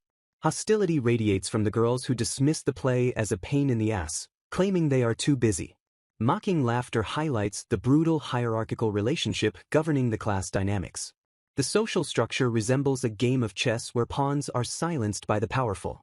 Students invent excuses about club activities to avoid participating, creating a stalemate. Hanabi decides she has no choice but to use the king, announcing that Ashino will explain the next steps. Ashino freezes in confusion, blindsided by the sudden utilization of his authority. He glares at Hanabi with a question in his eyes while the class reacts with shock to his involvement. The atmosphere shifts instantly as the class realizes Ashino has decided to take charge of the situation. A girl watches intently, her expression unreadable as the momentum of the room turns. Ashino takes command, outlining the schedule for finalizing the screenplay and assigning roles this week. He issues instructions about cardboard boxes, his voice cutting through the previous disorder. The girls immediately flip their stance, volunteering for tasks simply because Ashino is participating. Hanabi observes the sudden shift, noting how the atmosphere has completely changed. Kahaku asks for validation and Hanabi praises her work, causing Kahaku to volunteer for props. Hanabi reminds herself not to lose focus and steers the conversation back to selecting actors. A voice suddenly cuts through the room, asking if they can volunteer to be an actor. The class erupts in excitement as Kahaku steps forward, praised for her cuteness. Whispers spread that if there is a king in the play, there must naturally be a queen. All eyes focus on Kahaku, the implication of her role hanging heavily in the air. Hanabi dives into a stack of books, searching desperately for a screenplay that fits the class. She struggles to find the perfect story, realizing that nothing seems to match their needs. A quiet voice interrupts her thoughts, and she turns to see Yuzuka-san standing there. Yuzuka reveals she is a theater club member and nervously presents a screenplay she wrote herself. Hanabi stares in amazement, stunned by the unexpected talent hidden in her classmate. She eagerly asks if she can read it, taking the manuscript titled, The Mirror Princess. Silence falls as Hanabi flips the page, immersing herself in the handwritten story. The tale begins with a girl in a village who finds a magical mirror that can transform her appearance. The narrative unfolds a tragedy of mistaken identity, sacrifice, and a princess who shatters her own mirror. Hanabi is moved by the wonderful story, noting that the characters live happily ever after. She expresses certainty that their classmates will accept this beautiful script. Yuzuka hesitates, her face flushing as she prepares to confess the true origin of the story. She reveals that she wrote the story while specifically thinking of Kaburaji-san. Yuzuka admits she lived in fear of Yahagi and her friends since their first year. She apologizes for selfishly assuming they were comrades because she thought Hanabi was like her. Seeing Hanabi change gave her the courage to believe that she could change too. Hanabi is struck speechless, realizing for the first time that someone looked at her that way. Yuzuka pleads with Hanabi to portray the main character, insisting it must be her. Hanabi hesitates, torn between the request and her duties as the class representative. Ashino presses Hanabi to act, asserting there is a reason for 2 representatives and urging her to just do it. Hanabi freezes, her eyes widening as Ashino's direct command strikes a deep chord within her. She stands in shock, admitting to herself that she never expected this situation to unfold. Memories flood back of her childhood spent watching theater plays with rapt attention. She recalls the actors on stage laughing, crying, and getting mad, admiring how incredibly free they seemed. But a darker memory intrudes, cutting her nostalgia short with a painful recollection. An authoritative voice from her past mocks the idea of performing a play for a mere class at the academy. Her father's cold dismissal that actors lack sophistication and his command to make her quit caused her to give up back then. Now faced with the question of what she will do, she confronts her own suppressed desire. A feeling rises within her that she wants to try acting again, believing she can finally do it in this world. Meanwhile, the class buzzes with excitement as Ashino praises the script and declares he wants Kahaku as the lead. The sign-up sheet circulates for casting, and students gather to write their names down. Kahaku watches with a complex expression, letting out a quiet, surprised sound as she sees the list. The class is stunned to see Kaburaji Hanabi's name listed for the lead role of the mirror girl alongside the prince. A tense apology hangs in the air as the social dynamic shifts between Hanabi and the popular group. Hanabi reflects that she only wanted to protect her peaceful school life, but her ambition has complicated things. By signing her name for the mirror girl, she acknowledges that she has officially gone against the queen. Time skips forward, leaving only 3 days until the crucial audition. The plan is to perform the 5th act, and while they can read the script, one student is determined to memorize it thoroughly. A sudden impact interrupts the preparation as someone trips nearby. The class reacts with confusion, asking what the noise was as the script title page is shown. Ashino admits he just tripped over something, looking slightly disoriented. Hanabi finds him sleeping in a secluded spot again, exasperated by his habits. Watching him triggers a sense of nostalgia, though she pushes the feeling aside. Internal narration reveals it has been almost 2 months since the protagonist arrived in this world. He looks around the quiet room, taking in his surroundings with a sense of displacement. He wonders how Ashino can be this close to him, recalling his farewell to Luke-sama. A grim realization surfaces that his previous life did not have a happy ending. A sudden wave of dizziness or a shift in presence hits him. He focuses on the concept of a story that concludes in a specific way. He longs for the fairy tale ending where everyone lives happily ever after. Gossip spreads that Hanabi is making moves again, even though Ashino supposedly belongs to Kahaku. A rival girl intervenes with a smile, announcing she has a good idea to settle things. She declares that they will start the auditions for the female main character right now. The first name called to the stage is Shishihara Kahaku. Immediately following her is Kaburaji Hanabi, setting the stage for a duel. Kahaku volunteers to go first, setting the scene in the castle garden on the day of the wedding. The classmates cheer excitedly as Kahaku takes her place, looking the part of the heroine. She begins her monologue, gazing out as if watching her beloved prince in the crowd. Delivering her lines with emotion, she speaks of how she believed love would bring her happiness. Her character confronts the pain of rejection, asking why he didn't choose her instead of the one next to him. In a dramatic gesture, she lets the prop mirror slip from her hand and crash down. She delivers the heartbreaking line that despite her pain, she sees that he is smiling. With a beautiful heart, she offers her blessing, declaring that his happiness is enough to satisfy her. Ashino gushes over Kahaku's audition, claiming it felt as if the real mirror princess stood before him. Kahaku introduces herself with a polite bow, thanking him for the high praise. The classroom erupts in admiration, with students exclaiming how cute and beautiful she looked. Reflecting on her performance, Ashino notes that the girl with a beautiful heart delivered a perfect rendition. He immediately calls the next candidate, prompting Kaburaji to steel herself and do her best. Hanabi responds with a firm yes, ready to take the stage. Panic sets in as she searches her surroundings, realizing her script is nowhere to be found. A classmate questions if she lost it, while Hanabi frantically insists she put it right there. A sinister internal voice notes that the bishops and knights obey the queen, mocking Hanabi's lack of experience. The rival dismisses Hanabi as a mere pawn on this chessboard and resolves not to let her defiance slide. She coldly concludes that Kaburaji is not allowed to stand out.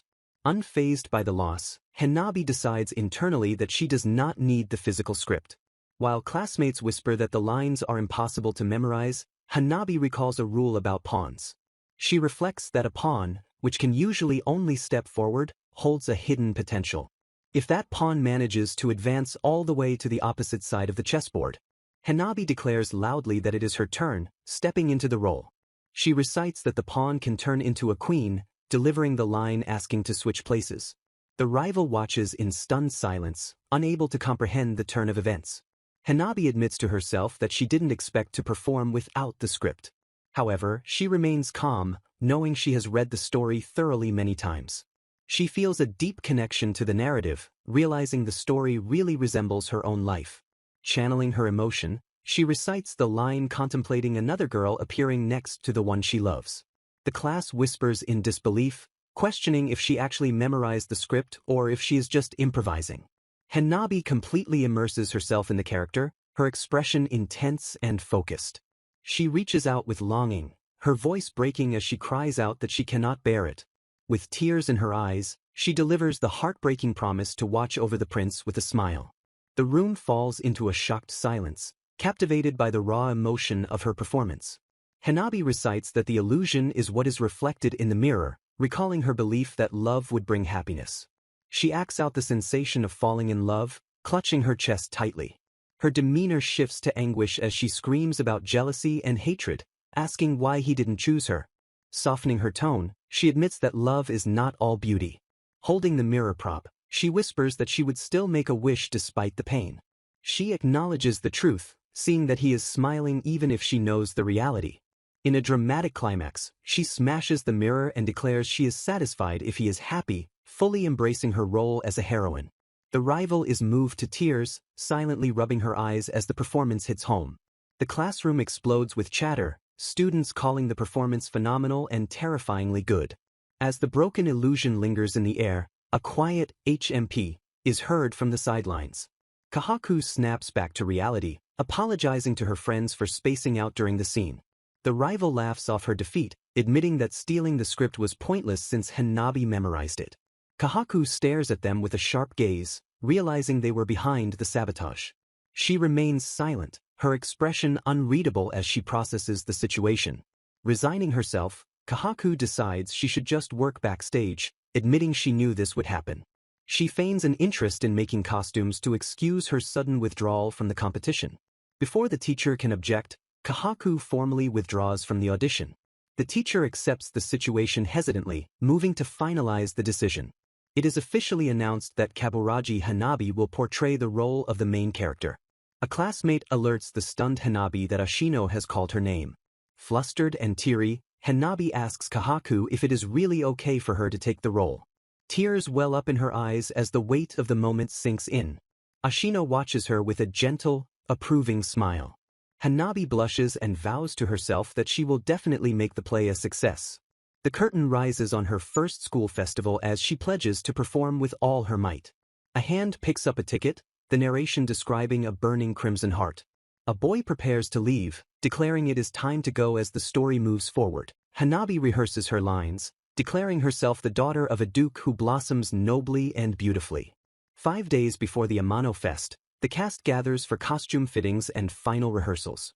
A classmate exclaims that a certain someone looks so cool in their costume. Students fawn over Prince Ashino, admiring his appearance. Hanabi stares in confusion, wondering why Ashino is dressed as the prince. She realizes Mitsuzumi is the actual prince while a jealous classmate tells Hanabi she isn't allowed to look better than her. Yuzuka directs the rehearsal, calling for the scene where the princess appears next, noting everything is progressing perfectly. Yahagi enters the scene as the princess from the neighboring country and aggressively claims the prince belongs to her. Hanabi is shocked to see that Yahagi is actually participating in the play. Yuzuka interrupts to correct the tone, explaining that this is supposed to be a calm scene and asking Yahagi to speak more gently. Yahagi snaps back, demanding to know who gave Yuzuka the right to order her around. A classmate defends Yuzuka, stating she is in charge of production and must be obeyed. Yahagi declares she has lost interest and abruptly decides to leave the rehearsal. As Yahagi walks away, Hanabi watches with concern, hoping she isn't up to something malicious. Hanabi calls out to Yuzuka to check on her after the confrontation. Yuzuka reveals she is already rewriting the screenplay, surprising Hanabi. She explains that she wants to make it easier for Yahagi to play her part effectively. Hanabi is amazed by her dedication, realizing Yuzuka is giving the production her all. Yuzuka reflects on past failures like the relay race, feeling she has troubled everyone since her first year. Smiling, she admits she is really happy to be entrusted with such a big role this time. Hanabi excitedly declares that she really wants to make the play successful too. Yuzuka agrees, feeling the exact same way about the project. The two say goodbye for the day, with Hanabi reflecting on how both she and Yuzuka were victims of bullying.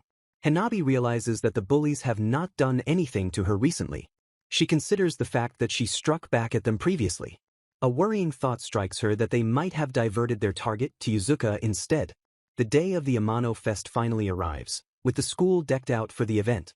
Ashino and Hanabi patrol the festival as class representatives, with Ashino noting everything is over the top. They observe the various attractions, including a cafe, haunted house, and a market. Hanabi worries if Yuzuka will be okay before their play starts at 2:30 p.m. She resolves to protect Yuzuka if the shift in bullying is indeed her fault. Ashino announces that they have arrived at the next class location. It turns out to be the Rococo Cafe, hosted by Hanabi's own class. Ashino requests available seats for 2 people from the greeter. Hanabi panics about their patrol duties, but Ashino asks if she likes stuff like this. Hanabi admits she does, wondering why he suddenly suggested it. The waiter brings the afternoon tea set, apologizing for the wait. Students chatter excitedly about seeing Ashino-senpai so close while Hanabi marvels at the food. The waiter asks what they would like to order for their next drink. Ashino orders a cup of chamomile tea specifically for Hanabi. He remarks that she has cheered up a little since they sat down. Hanabi eats a sweet, realizing he brought her here for that exact reason. Blushing, she looks at him and sincerely says thank you. Hanabi internally notes that she never had tea with Luke-sama even once. Hanabi and Ashino continue their patrol, with Hanabi sensing a mysterious atmosphere around the festival. They turn a corner to witness a confronting scene unfolding before them. A harsh voice cuts through the air, calling Yuzuka naive and ordering her to hurry up. The bullies ruthlessly demean Yuzuka, telling her she can't do anything and is just plain and stupid. Hanabi spots the harassment and cries out Yuzuka's name in alarm. She recognizes the bullies as the same pair from before, realizing they haven't stopped their torment. One of the girls grabs Yuzuka, asking where she thinks she is going. She taunts Hanabi, asking if she plans to protect Yuzuka forever and claiming Yuzuka is always in trouble. The question, "Until when?" echoes in Hanabi's mind, striking a nerve. A realization hits her that she cannot stay in this world forever to protect everyone. Hanabi freezes, the weight of her limited time pressing down on her. She questions what she should do, grappling with the reality of her eventual departure. Back at the staging area, the cast gathers as they announce the main character has arrived and costumes are ready. A sudden hush falls over the group as someone delivers bad news amidst the chatter. The class reacts with collective shock, eyes widening in disbelief. Panic sets in as they realize Yahagi is nowhere to be found just moments before the show. A student reports that Yahagi claims to be feeling unwell, but the play is about to start. Grimly, they realize they have no choice but to perform without Yua, creating a massive crisis. In the shadows, a giggle reveals the malicious intent Yahagi's disappearance.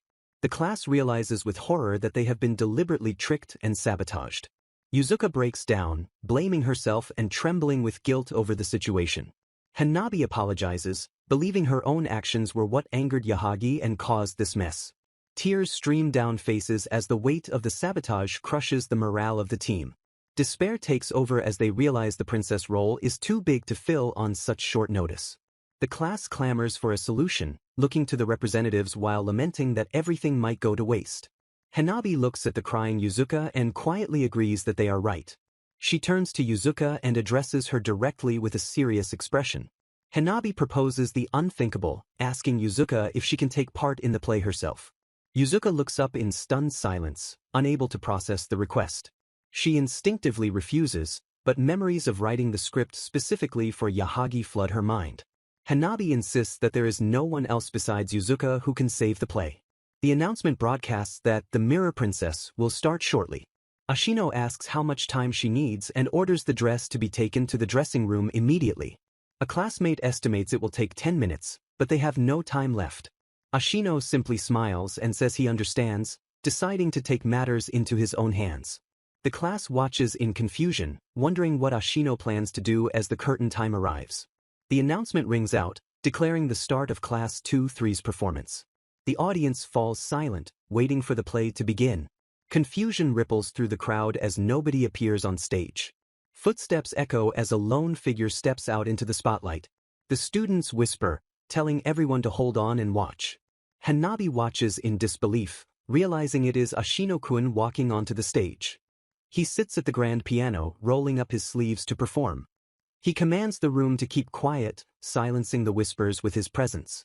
A pair of elegant hands dances across the piano keys, filling the hall with the sophisticated notes of La Campanella. The audience is captivated by Ashino's impromptu opening number, marveling at the beauty of the melody before the play begins. Backstage, the gentle music reaches a tearful Yuzuka, who is being urged by her friends to stop crying. She sobs uncontrollably, paralyzed by the overwhelming fear that she is incapable of performing. Self-doubt consumes her as she berates herself for thinking a plain and stupid girl could ever be a princess. A memory cuts through the darkness, recalling the gentle promise that she would be made cute no matter what. In the flashback, Yuzuka looks up at Kaburaji, finding the strength she needs in her friend's eyes. She fights against the internal voice telling her she can't do it, refusing to succumb to the negativity. Hanabi places a tiara on Yuzuka's head, commanding her to raise her head and have confidence in herself. She instructs Yuzuka to straighten her back and take a step forward, ignoring the curse of low expectations. Hanabi affirms that she looks lovely, telling her she doesn't need to listen to the judgments of other people. In the present, Hanabi panics as the song nears its end, only for Yuzuka to announce her arrival just in time. Yuzuka steps forward fully transformed, declaring that she is the only one who gets to decide her own limits. The song concludes as her classmates gasp, stunned by how perfectly the costume suits her. Relieved that disaster was averted, the team immediately scrambles to take their positions for the curtain rise. Hanabi and Ashino share a brief moment of focus backstage, confirming that the sound and atmosphere are perfect. Ashino gives Hanabi a final push, telling her to go as the play officially commences. The title card for The Mirror Princess flashes on screen, marking the start of the dramatic performance. The narrator introduces the fairy tale setting, describing the girl with a beautiful heart and the magical mirror she finds. Tension builds as the story introduces the rival character, a princess from a neighboring country who resembles the heroine. Yuzuka makes her entrance as the princess, greeting the prince with a grace that stuns the room. The audience erupts in whispers, unable to believe that such a beautiful girl was hiding in Class 3 all along. Spectators praise her acting skills, noting that she isn't just a pretty face but a genuinely talented performer. Classmates watch in awe, realizing with respect that Yuzuka must have worked hard to memorize all the lines.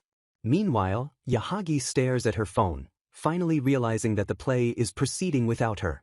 The hallway fills with thundering footsteps as students rush to see the impressive play everyone is talking about. Yahagi checks her phone screen, noting the time is nearly 3 p.m. She stands in shock, unable to process the reality that Yuzuka successfully took her place as the princess. A single word of disbelief escapes her lips as her sabotage plan falls apart. Backstage, the cast breathes a sigh of relief, noting that everything is going well with only the final act remaining. The atmosphere freezes instantly as Yahagi suddenly appears, apologizing with a cold smile for keeping them waiting. She declares she is feeling better and will perform the rest, leaving the cast staring in horror. Hanabi realizes Yahagi is there to obstruct them as the rival mocks Yuzuka's reliability. Hanabi's internal monologue resolves to fight to the bitter end, fueling her determination. She acknowledges the painful reality that she cannot continue to protect her indefinitely. This realization solidifies her resolve, becoming the driving force for her next move. In a flashback to the dressing room, Hanabi adjusts Yuzuka's tiara and commands her to be confident. She instructs Yuzuka to raise her head high and embrace her role with pride. Back in the present, the rival demands Hanabi step aside, but Hanabi refuses to yield. Hanabi encourages Yuzuka internally, urging her to rely on her own strength. As the rival tries to force her way onto the stage, Hanabi yells that she won't let her take the role. The rival freezes in shock, stunned by Hanabi's sudden physical resistance. Image. Chaos erupts as Hanabi physically blocks the path, causing a dramatic collision. The rival screams as she loses her balance and crashes to the floor. Hanabi looks down at her with feigned concern, asking if she is all right while maintaining her blockade. She lectures the fallen girl with a sweet smile, noting that running in a dress without practice is dangerous. Hanabi creates a diversion, shouting for the princess to hurry while claiming her own clothes got caught. She instantly shifts into character, declaring herself the daughter of a duke to mask the altercation. The rival stares up in disbelief, finally recognizing the intensity in Kaburagi's eyes. Hanabi delivers her lines with conviction, speaking of a life where she was only allowed to bloom beautifully. She asserts her dominance, proclaiming that this is a story where she is the main character. With a piercing glare, she warns the rival not to get in the way of a beautiful flower. The rival is silenced, completely overwhelmed and defeated by Hanabi's fierce presence. Image. Hanabi whispers a harsh truth, calling the rival crazy for trying to disrupt the performance this late. Dismissing the threat, she turns to Yuzuka and tells the princess it is time to move forward. Yuzuka thanks Hanabi, realizing the lengths she went to in order to secure their victory. Together they march towards the happy ending, leaving the sabotage behind them. Back in reality, Ashino notices Hanabi spacing out and asks what is wrong. Hanabi snaps out of her daze, quickly reassuring him that it is nothing. Resuming her patrol, she wonders if the intense confrontation was just a figment of her imagination. She smiles with relief, simply glad that the event concluded without disaster. She reflects that she was so absorbed in the moment that her memory of the performance is hazy. A lingering question haunts her about whether she plans to protect Hanabi's soul forever by acting this way. A single tear falls as she silently vows to do whatever is necessary. Image. A sudden gust of wind and a flurry of flowers interrupt her melancholic thoughts. A cheerful boy appears with a bouquet, beaming as he claims to have finally found Hanabi-chan. He hands her the flowers and praises the play, leaving Hanabi completely confused about his identity. Hanabi reflects on the passage of time, noting that 4 months have already slipped by since she transmigrated to this world. With the school festival officially ended, Ashino presents Hanabi with a bouquet of flowers as the season shifts. Hanabi's mind wanders to a mysterious figure, wondering who on earth that person was. A cheerful voice interrupts her thoughts as someone bids Hanabi goodbye. Hanabi turns in surprise, recognizing the girl as Kahaku. Kahaku departs, leaving Hanabi to realize that the girl hasn't attended school for quite some time. Searching her memory, Hanabi recalls that Kahaku was also absent when she first arrived in this world.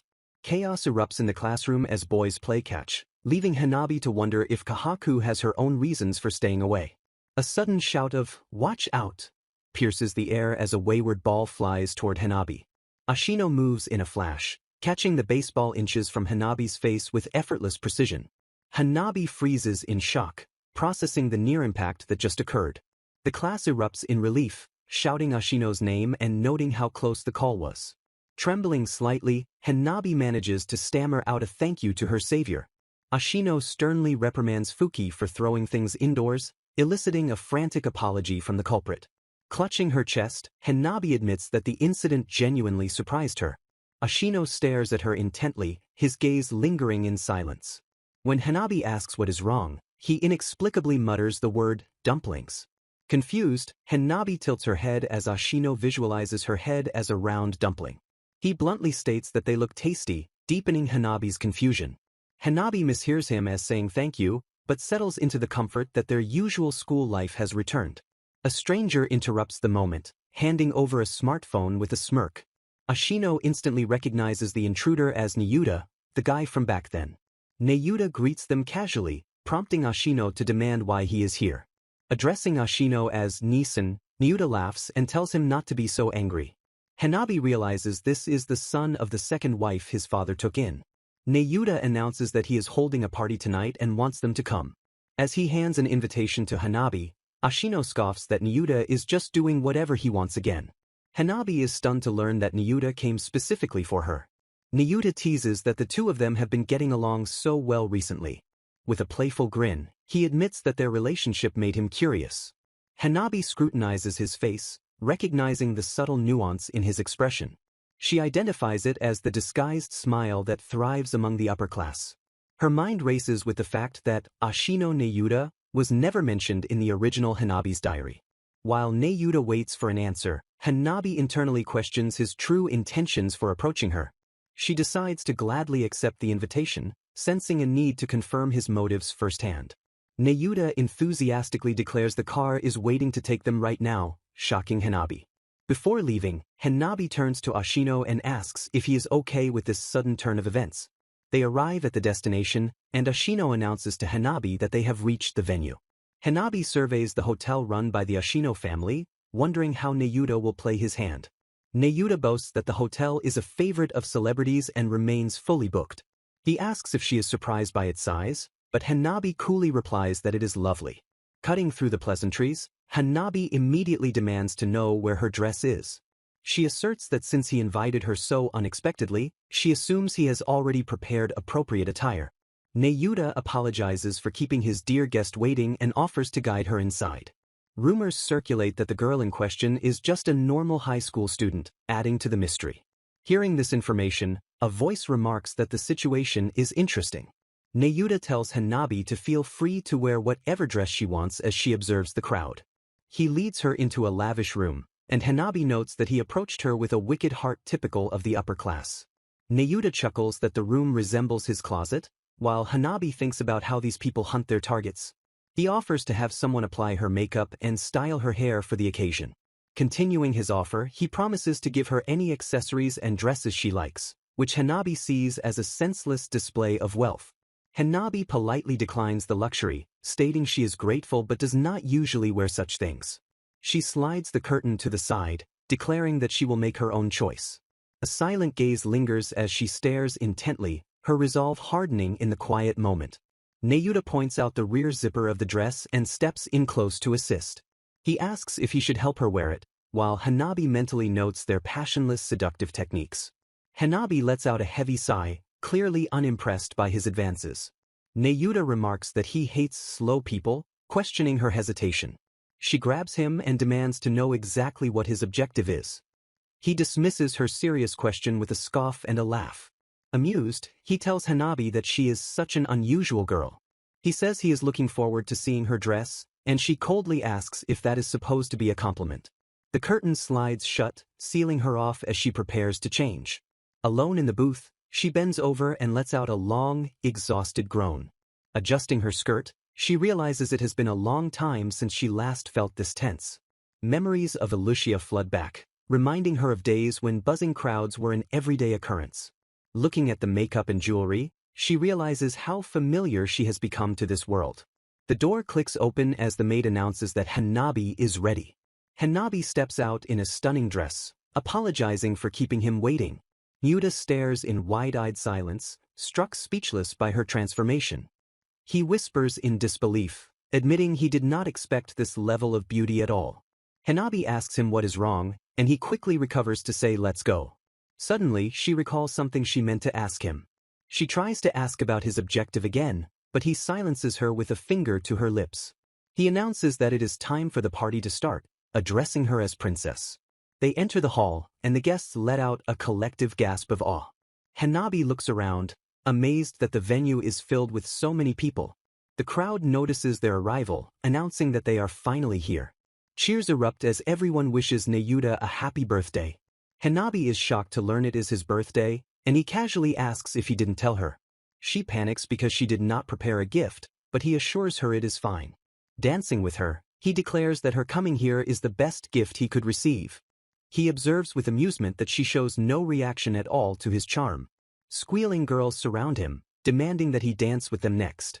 Hanabi is surprised by the sudden mob and wonders why he is so persistent with her. She questions his fixation on her when he is clearly so well liked by everyone else. A guest approaches, asking if she is Nyuta's new girlfriend. They call her cute and remark that it is her this time, leaving Hanabi confused about who they are. Two models gossip nearby, realizing the guy standing there works as a model just like them. Hanabi is shocked to learn that the person she just met is actually a professional model. One of the models turns to Hanabi and curiously asks about her relationship with Ibuki-san. Confused by the sudden mention of Ashino's name, Hanabi clarifies that they are just classmates. A voice interrupts the conversation asking what they are talking about, while someone calls out, Neida-kun. Hanabi addresses him as Nuta-sama and asks him what he meant by his previous words. He informs her that father is waiting for her upstairs, signaling a shift in the evening's events. Nuta smiles ominously saying, finally, leaving Hanabi wondering if he refers to the chairman. He extends an invitation for Hanabi to come with him, and she agrees to follow. They enter a dimly lit room where an older man sits with wine, and Nuta greets him as Dad. The chairman sternly asks what Nuta was planning, while Hanabi notes the strong family resemblance. His father scolds him for selfishly changing the schedule despite reserving the hall first, which Neyuta dismisses. Neyuta retorts with a sharp smile that his dad should just follow Ibuki's example. As Neyuta cheerfully tells Hanabi to leave with him, his father shouts at him to stop mentioning that name. Neyuta pauses for a moment, feigning a sudden realization with a simple, "Oh." He turns back to his father and asks if he even knows what day it is today. The chairman looks confused, unable to grasp the significance of the date or his son's question. He demands to know what Neyuta is talking about, clearly irritated by the riddle. Neyuta drags Hanabi out by the hand, confirming he booked the room, leaving her breathless. Hanabi realizes that Neyuta's demeanor shifted completely the moment Ashino's name was mentioned. He slams the door shut with a violent force, trapping them inside the room. Hanabi struggles against his grip, demanding he let go of her immediately. Neyuta takes off his jacket, revealing that this isn't the first time he has done something like this. He confesses he first did this in his second year of middle school with his brother's first girlfriend. With a cold and distant look, he reflects on how naive that girl was back then. He claims his brother is so kind he won't say anything even if Neyuta steals his girlfriend from him. Hanabi finally understands the meaning behind the model's earlier question about her relationship with Ibuki. Neyuta admits with deep melancholy that his brother won't give him the one thing he wants most. A flashback reveals the painful memory of being told his father has another family aside from them. Young Neyuta watches his father praise Ibuki for a perfect score, affectionately calling him, our son. He realized Ashino Ibuki was the brother who took their parents' affection, so he tried to connect by dating his girlfriend. He felt completely isolated, watching Ibuki walk away from him and everyone else's interest. Returning to the present, he tells Hanabi she cannot experience real love. His hand reaches out aggressively to seize her.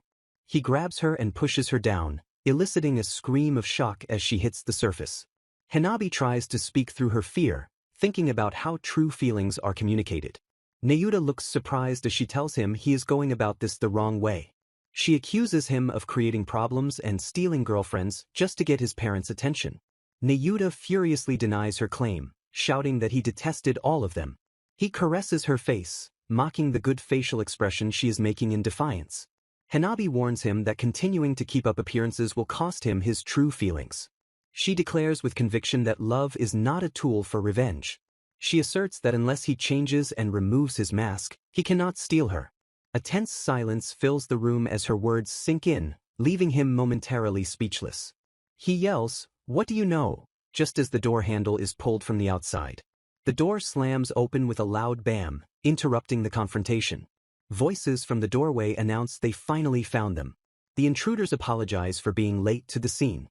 Hanabi recognizes the three arrivals and asks what they need, while Neyuta glares. Silence hangs in the air as the focus shifts to the newcomers. Ashino steps forward and pulls Hanabi into his protective embrace. He stares down Neyuta, stating firmly that he cannot have her. Neyuta is shocked when Ashino hands him a gift, noting he never complained all this time. Ashino simply asks if it is his birthday, revealing he remembered the date. Neyuta is left stunned and speechless, wondering how he knew. Ashino declares he will really steal her from him, throwing Neyuta's peaceful life into disarray. Marigolds appear, bearing the heavy symbolism of jealousy and despair. Hanabi bids a cheerful goodbye to Kaburaji-san, promising to see her again tomorrow. In a moment of carelessness, Hanabi laughs and accidentally bumps into someone. A sharp memory surfaces of a boy shouting, "Hey, don't touch that." The memory continues with the boy scolding her that the item is very expensive. The shouting intensifies in her mind, screaming that she can't have that. Hanabi reflects that the words, "You cannot have her," have never left her mind since that day. She pauses, wondering deeply what he actually meant by those words. Suddenly, Nayuta embraces her from behind, declaring happily that he found her. Nayuta greets her with a smile after ages, and Hanabi recognizes him in shock. Hanabi sternly reminds him that she already told him he cannot steal her. Nayuta pulls her arm, asking if it would matter if he changed. Leaning in close, he demands that she give him just 1 week. Hanabi is left confused, wondering what his request actually means. He promises that if it still doesn't work out after that week, he will stop approaching her. Hanabi asks if he is serious, recognizing that familiar smile when he confirms he is. She considers the offer, realizing that for Hanabi's sake, it doesn't sound like a bad proposal. Making up her mind, she tells him she understands. She agrees on the condition that he must keep his word. Nayuta cheers, "Yay," and immediately tells her to follow him. He drags her along, claiming she will know everything once they get there. Hanabi arrives at a huge building, questioning where she has been taken. She wonders internally why he brought her to this specific location. Nayuta opens a door and declares that he needs her. He finishes his sentence, stating he wants her to know him first as he reveals a busy room. Hanabi realizes with awe that she is standing in a professional photo shoot studio. She recalls hearing Nayuta was a model as he tells her to wait while he changes. Left alone, Hanabi turns around aimlessly. Not watching her step, she accidentally treads on something while wondering what to do. A voice cries out in pain, and Hanabi realizes with horror she stepped on a person. She apologizes frantically to the staff member, who demands to know why an unauthorized person is there. Hanabi explains that the model Nayuta brought her, causing the man to rise. She wonders if he knows Nayuta, just as Nayuta calls out that he is ready. Nayuta steps onto the set, looking stunning as the photo shoot begins. Hanabi watches him, confirming that he truly does work as a model. She observes that he is skilled at posing and presenting himself just like in the books. Despite the flash of cameras, Nayuta mutters that it is boring. The staff member Hanabi stepped on mutters that Nayuta should keep in mind there is a role model close to him. Nayuta shouts Hanabi's name, interrupting her confusion over the staff member's comment. He approaches her eagerly, asking how his photo shoot was. Hanabi compliments him, telling him it was wonderful. Nayuta proudly brags that he was the one who chose today's outfit. As she looks up, Hanabi wonders who on earth that mysterious staff guy was. The scene shifts to the exterior of the school building, signaling a change in location. Hanabi holds a magazine she bought after the photo shoot the previous day, contemplating her purchase. She flips through the pages of Men's Moist, curiously examining the content inside. It is her very first time reading a men's magazine, and she seems unsure of what to expect. Ashino suddenly appears behind her asking what she is doing, which startles Hanabi into shouting his name. Hanabi explains she got curious after seeing Nayuta's photo shoot, admitting that he always gives her a heart attack. Realizing she is rambling, she decides it is better to avoid talking about him, but Ashino asks if Nayuta did great. Hanabi quietly confirms that yes, he performed well. Ashino smiles gently and simply acknowledges her response. Hanabi suddenly realizes that Ashino was also featured in that very magazine and points it out in shock. Ashino looks confused by her sudden outburst and repeats his name questioningly. She excitedly shows him the page, confirming that he was indeed featured in the publication. Ashino explains that he accepts interviews once in a while to popularize the company name as part of the chairman's plan. Hanabi asks why he started doing it again, recalling that he had quit modeling in middle school. He averts his gaze and claims there is no particular reason for his return to the spotlight. Internally, Ashino reflects that he was just thinking about what he should do. He remembers Hanabi telling him that his actions are up to him, realizing those words truly reached him. The impact of her advice lingers in his mind as he processes his decision. Nayuta texts Hanabi to say he will pick her up tomorrow and tells her to wait for him. Ashino helps her use the phone, and Hanabi is surprised to learn he knows how to operate one, calling it unusual. Hanabi realizes that Ashino will be at the same studio on the same day she is meeting Nayuta. Ashino suggests she should just go with Hanabi, though his expression remains unreadable. Hanabi asks if they really don't get along, but Ashino insists Nayuta would be upset if he went with her. She recalls seeing them argue at the hotel recently and notes how scary that encounter was. Hanabi hesitates, wondering about the, if ever, possibility of them reconciling. Ashino suddenly grabs her phone, saying he needs to borrow it for a moment. He enters his contact information, displaying Ashino Ibuki on the screen as his number. Handing it back, he tells her to call him if something happens, leaving Hanabi confused. Ashino thanks her and remarks that there are definitely two sides to every story before walking away. Later, Hanabi meets Neyuta and apologizes for keeping him waiting. Riding in the car, she sympathizes that it must be tough for him to work even on weekends. Neyuta dismissively replies that he is already used to the schedule. He suddenly panics and yells at her not to touch the magazine she found in the seat pocket. The magazine is revealed to be the one featuring the interview of the model from a distinguished family. Neyuta screams that he is so lame because there is a post-it note on Ashino's page. Hanabi reads the note, which reminds him to keep in mind that there is a role model close to him. She confronts Neyuta, stating that his claim of hating Ashino must be a lie. Thinking this is her only chance, she asks if he wasn't going to tell her more about himself. She presses him to reveal the truth, refusing to let him deflect. Neyuta remains silent, his expression shifting into a vulnerable blush as he struggles to speak. He finally admits quietly that he was harassed in the past. He explains the harassment occurred at home when his parents remarried. He recalls hateful comments about how it pissed people off that only his face was pretty thanks to his mother.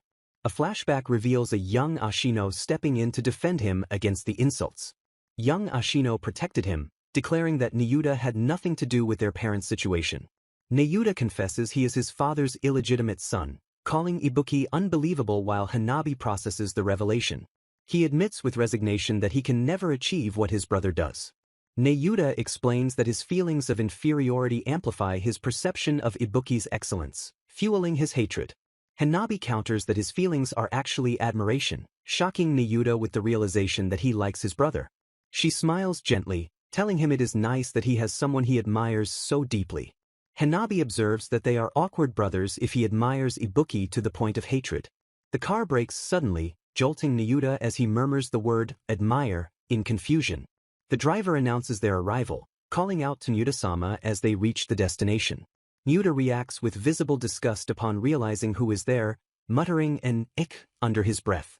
Ibuki greets him calmly, noting that Neyuta will be present today as well.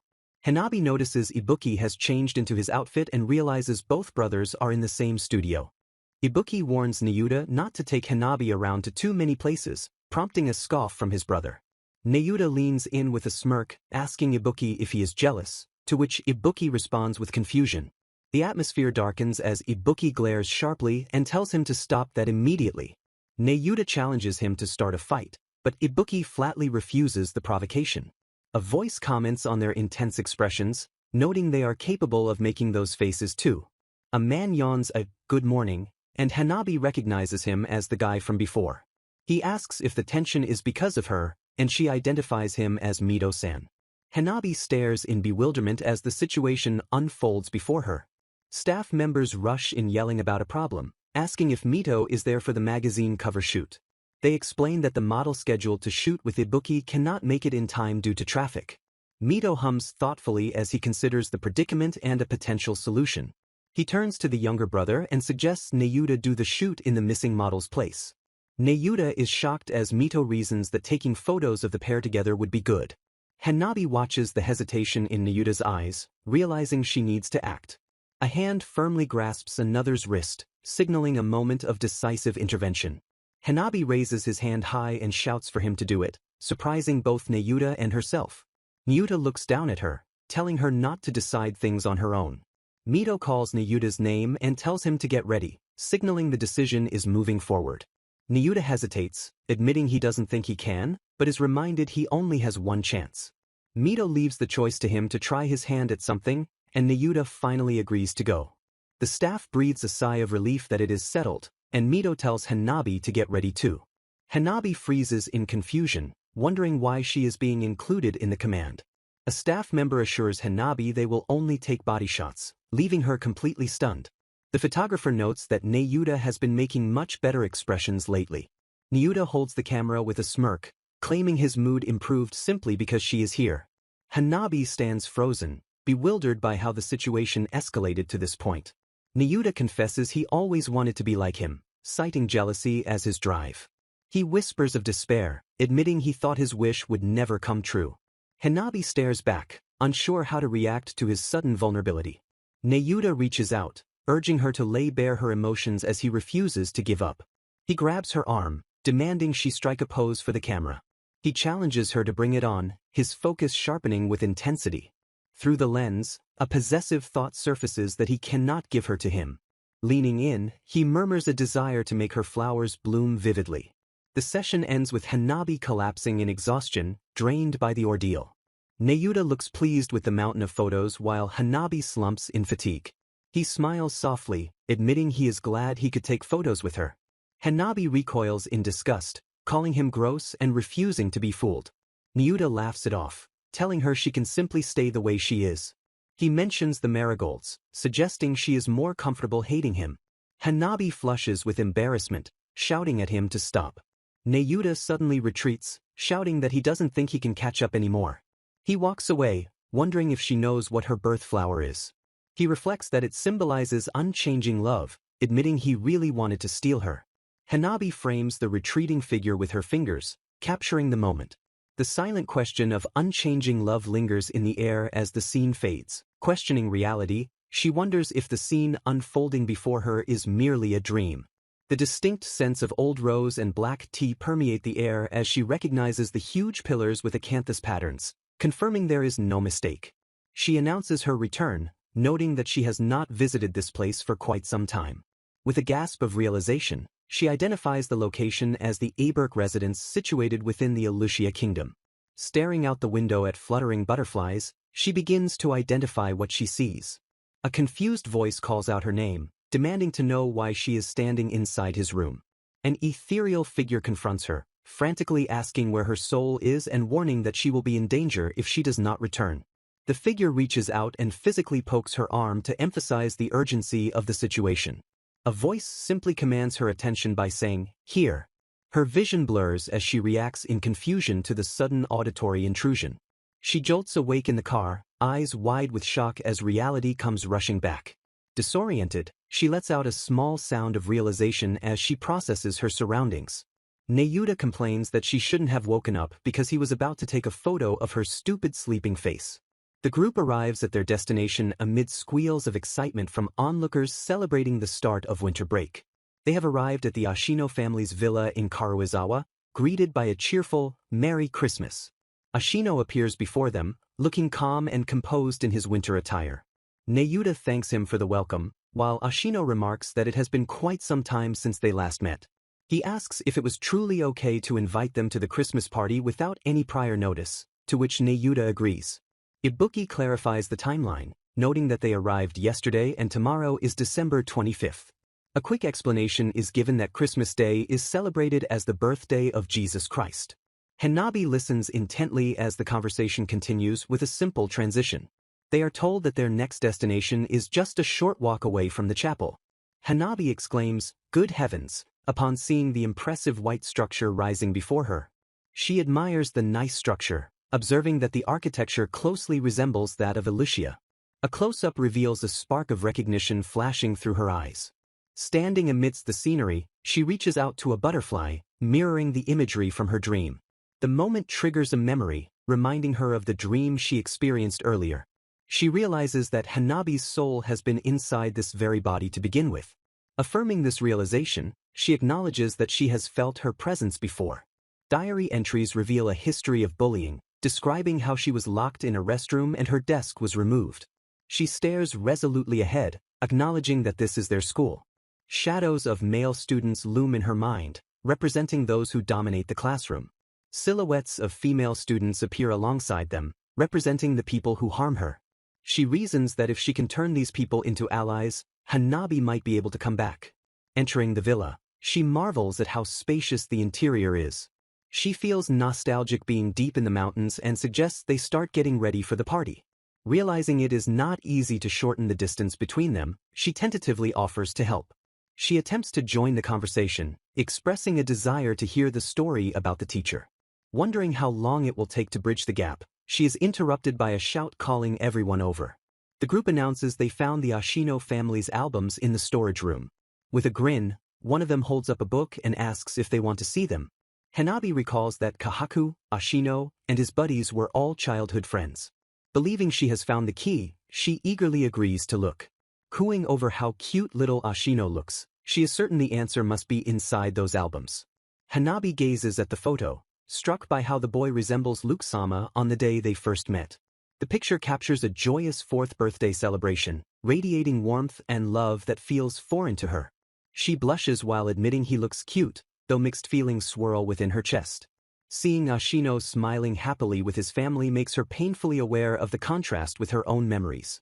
Fuki boasts about collecting gifts and going to amusement parks, highlighting a childhood full of attention and care.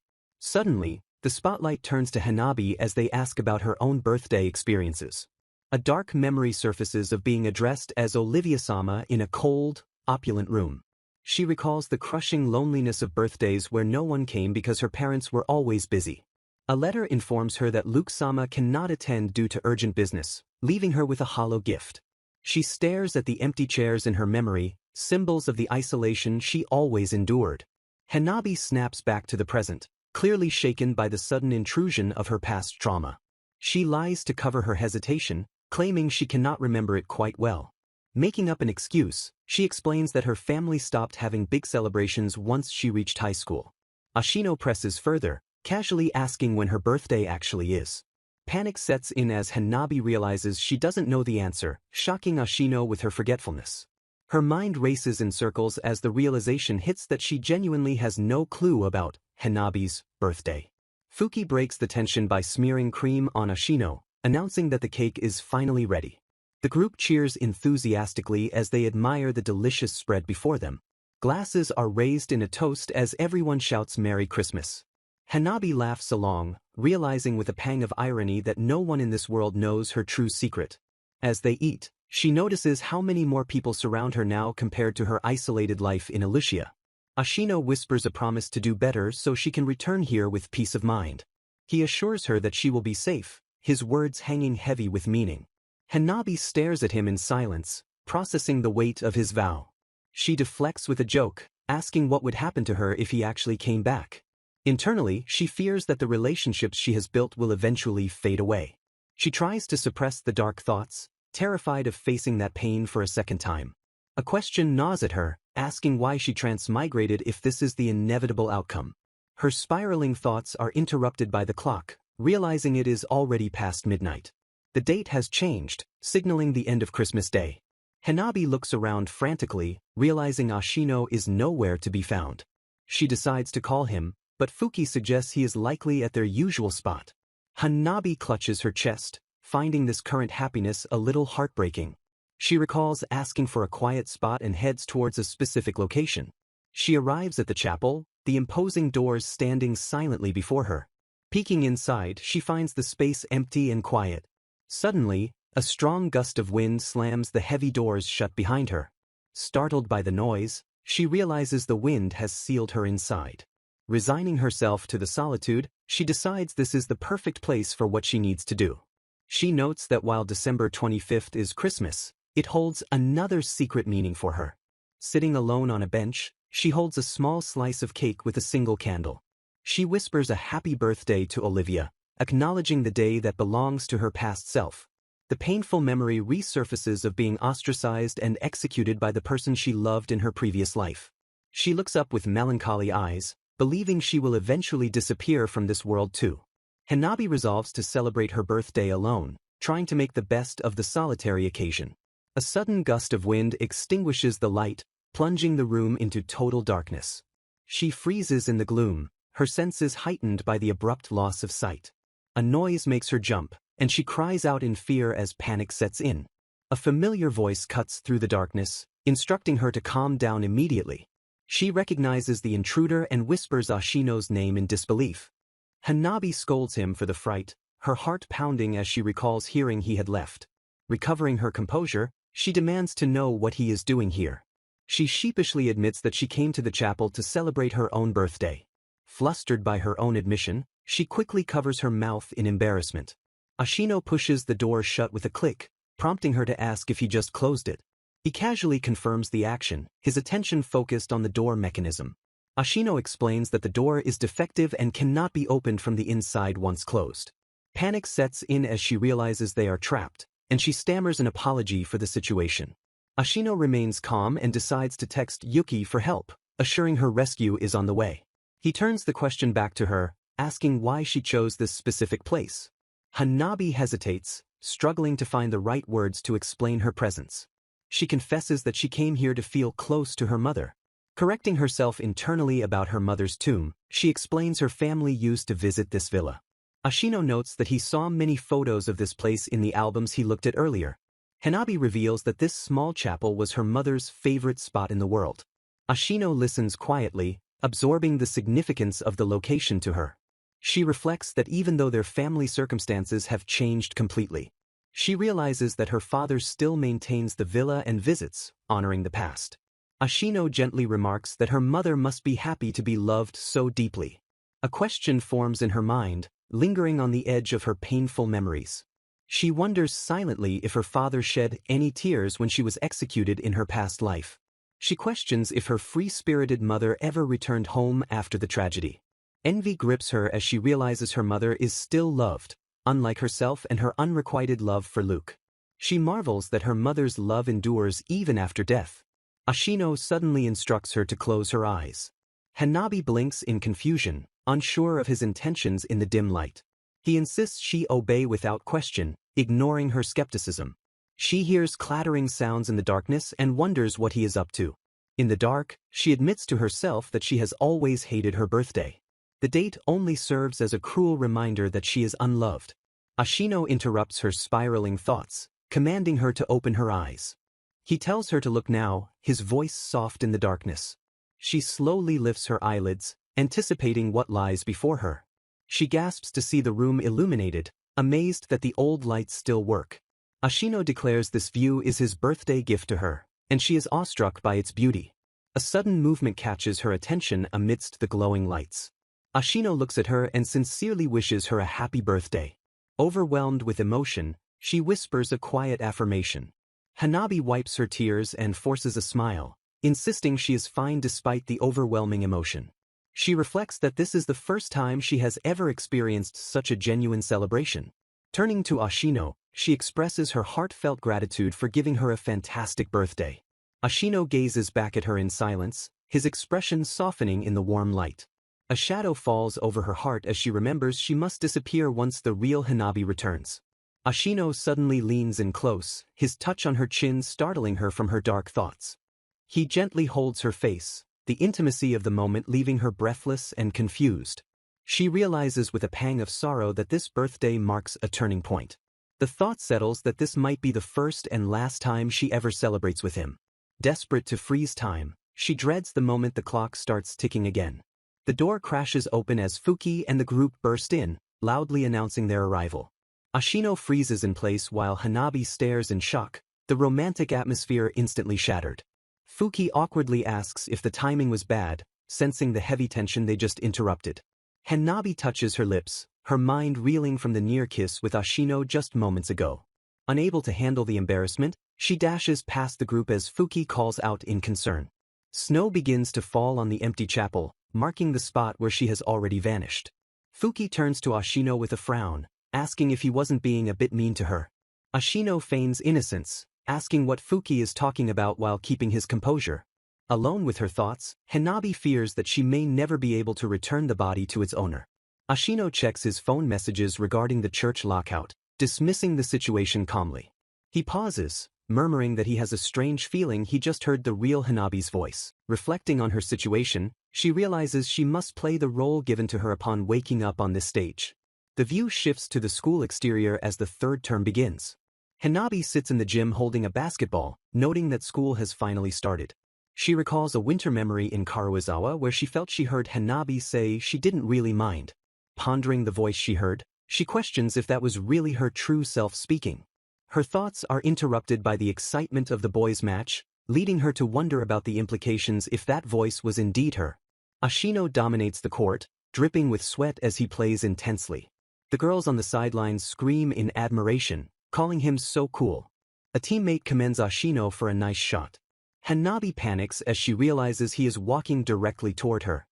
He leans in close to drink from the water bottle in her hand, whispering about being attracted to her.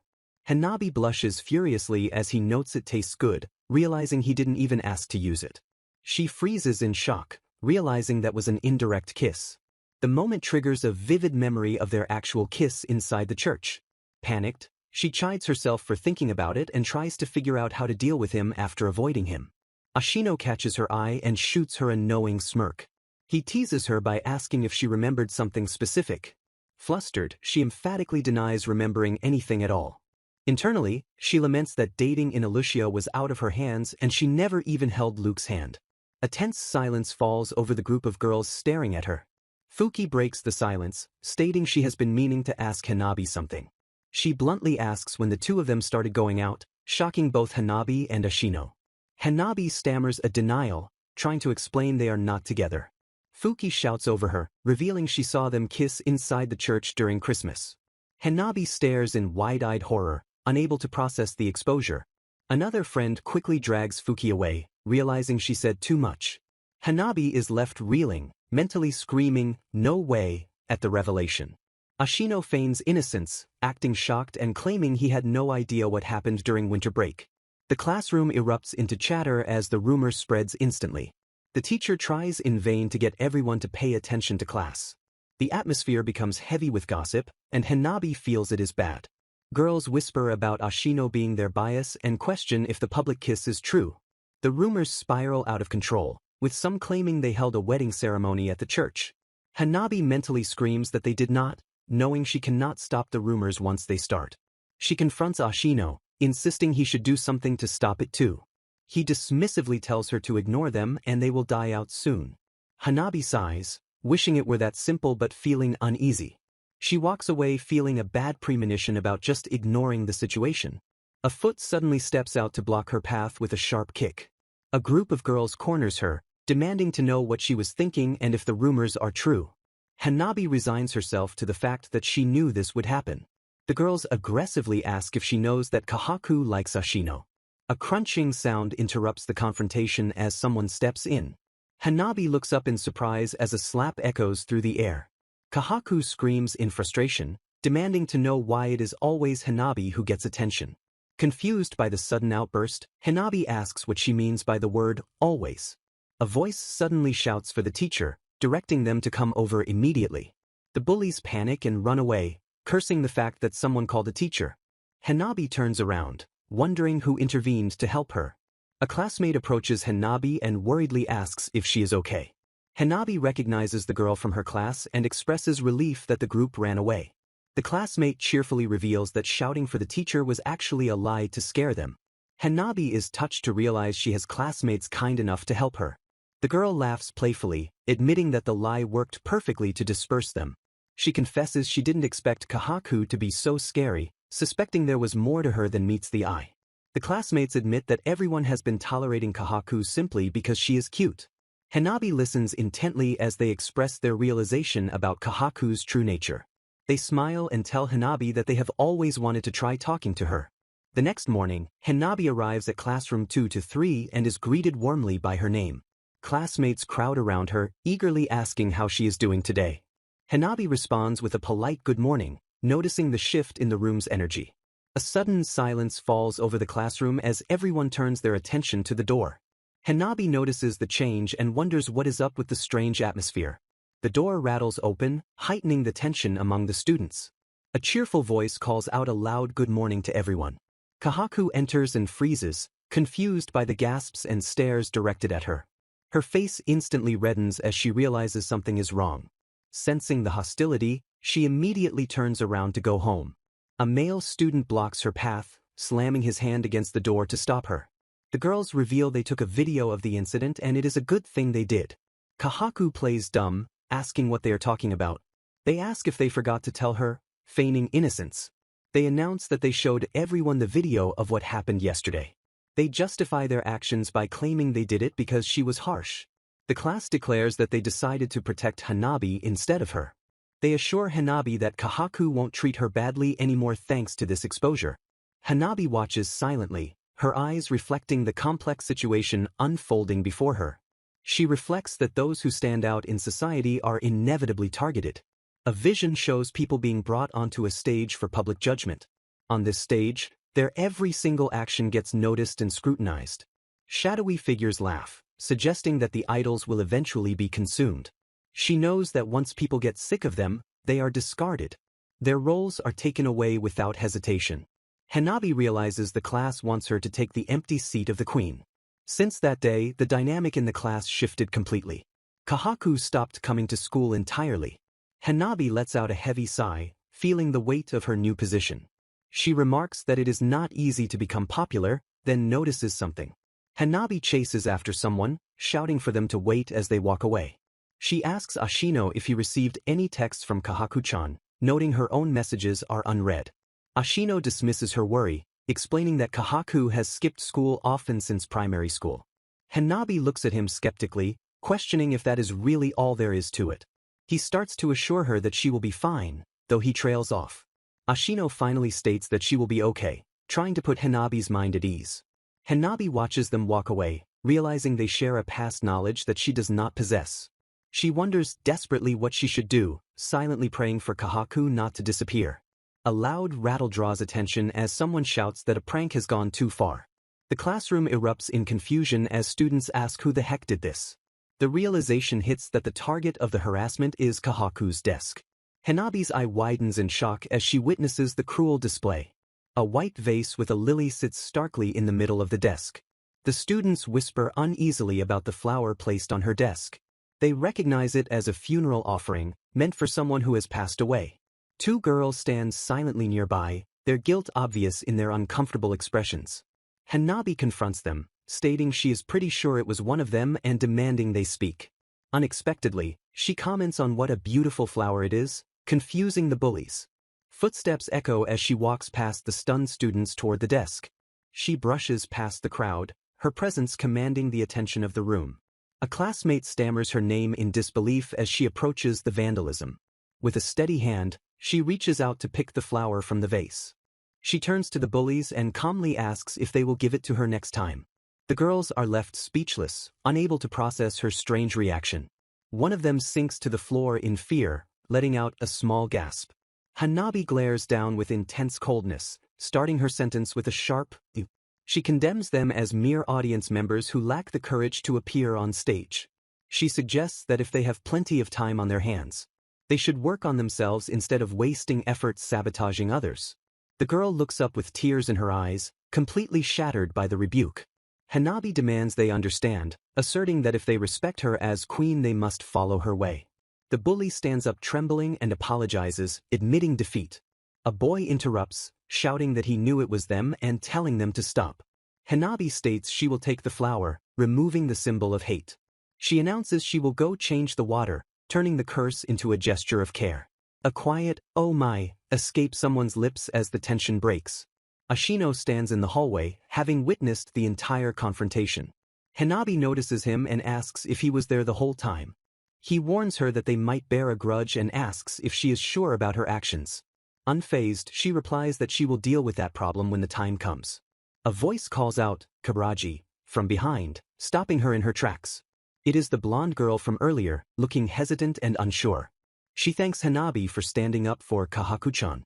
Hanabi coldly replies that there is no need for any thanks. She admits to herself that she didn't do it for her, apologizing internally to Kahaku. A dark satisfaction fills her as she realizes she felt like she won against Violet when she saw her jealousy. She declares that the battle is not yet over for her. Thoughts turn to the echoing cheers that come when the curtains finally drop.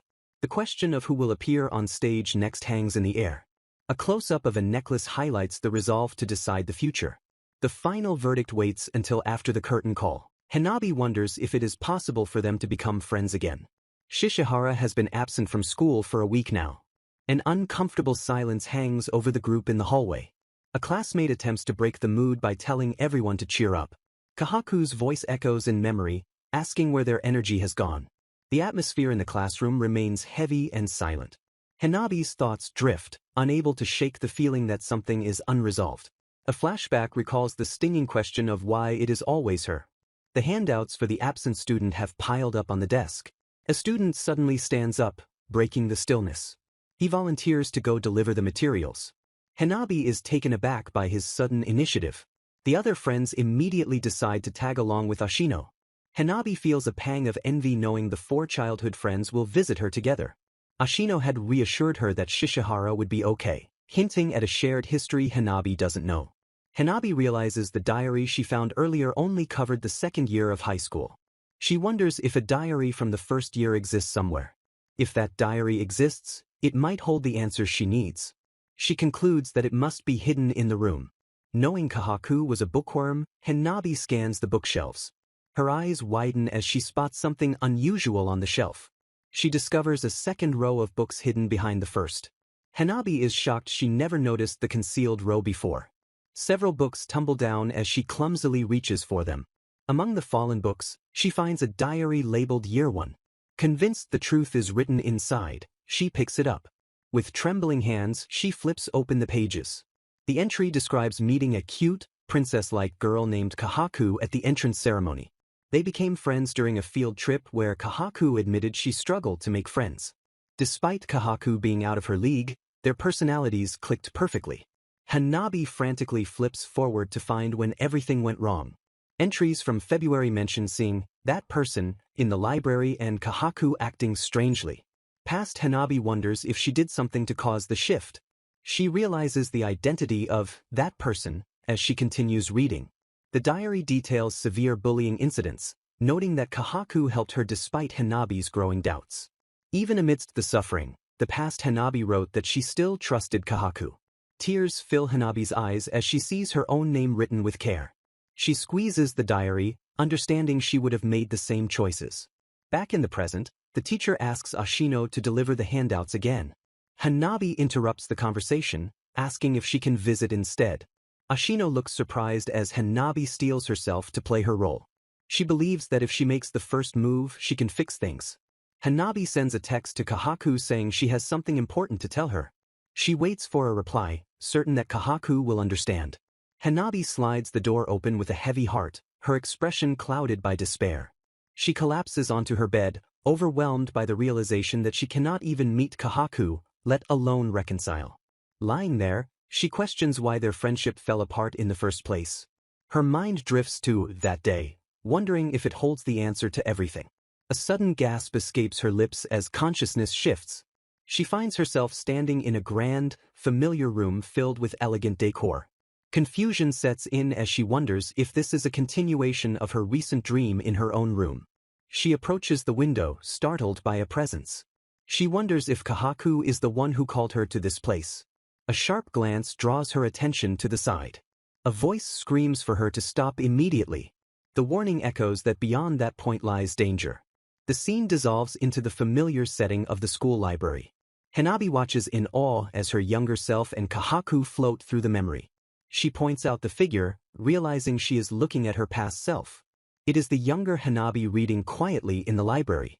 She realizes this is the specific memory recorded in the diary from that day.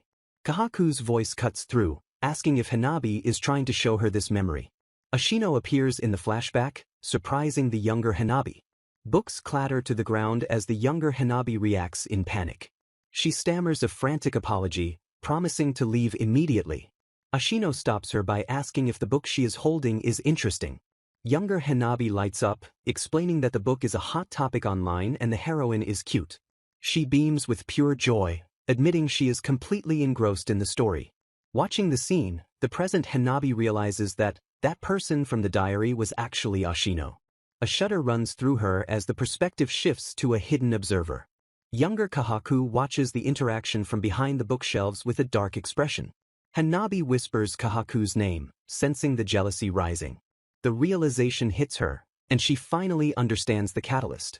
Suddenly, a bucket of water is splashed violently over the younger Hanabi. Drenched and shocked, she stands amidst the puddle as bullies surround her. The girls sneer, calling her a bitch and warning her not to cast flirtatious glances at him. Kahaku suddenly intervenes with a vicious kick, interrupting the bullying. The bullies recoil in shock, addressing her as Kaburaji-san. Kahaku coldly dismisses their friendship and ominously notes she didn't realize they were on the rooftop. She cruelly declares that Hanabi is nothing more than her foil. The dream Kahaku laughs at the memory, asking Hanabi what she wanted to say to such a mean person. Hanabi's hand trembles as the emotional weight of the memory crushes her. Her breathing becomes ragged as she struggles against the nightmare. A voice calls out, asking if she is all right amidst the chaos.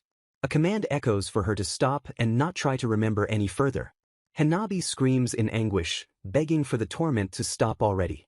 She wonders in despair why her words simply will not reach her friend.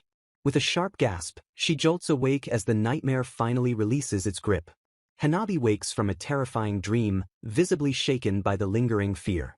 She questions why she continues to trust Kahaku despite knowing nothing of their past. Her internal monologue is interrupted when she notices someone standing frozen nearby. The girl stammers in shock, caught completely off guard by the sudden presence. Hanabi realizes she wasn't being addressed and gets scolded for the jump scare. The girl explains she is searching for a specific book in the library. Hanabi recognizes the scenario from her dream and asks about the book. The girl looks confused, having no idea what book Hanabi is referring to. Hanabi describes the greenish-brown cover she remembers seeing. Ashino appears behind the shelves, repeating the description of the book. He points to a book high on the shelf, asking if that is the one. The girl confirms excitedly that it might be the one she is looking for. She stretches her arm out but falls short of reaching the shelf. Ashino bluntly notes she can't reach it, visibly annoying her. She apologizes for the trouble and turns to fetch a footstool. Ashino leans in close, trapping her against the bookshelf with his arm. He hands her the book, and she blushes a quiet thank you. Her heart races as she stammers, unsure of how to react to his proximity. He asks if they should continue what they did recently. Flustered, she stammers a denial while wondering what he means. He leans in as if to kiss her, closing the distance between them. Ashino's expression remains intense and unreadable as he lingers close. Suddenly he moves past her, telling her to move out of the way. He coolly informs her that her phone is ringing. He casually bets the call is from Kahaku as he walks away. He lifts his phone to check the incoming notification. A message appears asking if he remembers something. It reminds him that they met here in February of their first year. Ashino stares at the screen in silence, his expression unreadable. He coldly types back that he does not remember. A girl finds him and calls him a cruel guy for his blunt reply. A boy runs in panting, relaying news from the teacher. He warns that Kahaku's attendance is dangerously low and she might fail. Declaring life is short, he decides to go persuade her himself. The girl is confused as he mutters about there being only so much one can treasure. He stares out the window, asking if they all really deserve it. The scene shifts to a quiet house under the night sky. A door with Kahaku's nameplate shuts with a click. Kahaku sighs in her room until a knock interrupts her.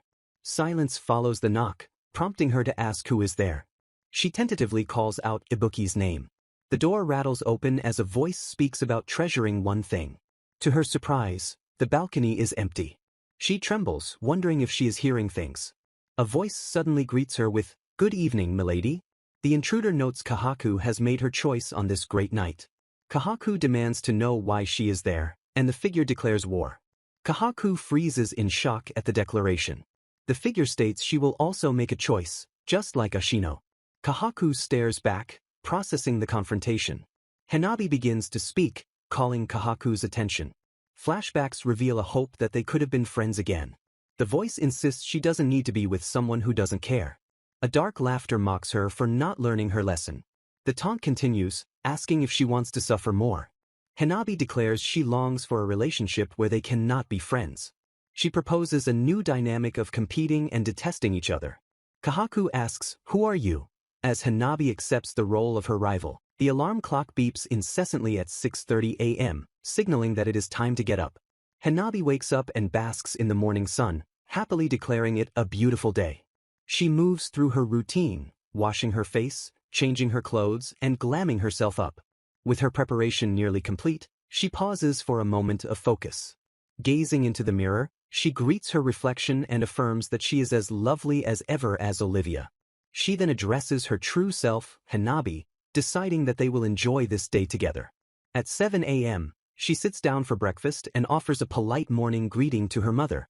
She makes sure to express her sincere gratitude for the delicious food her mother always prepares.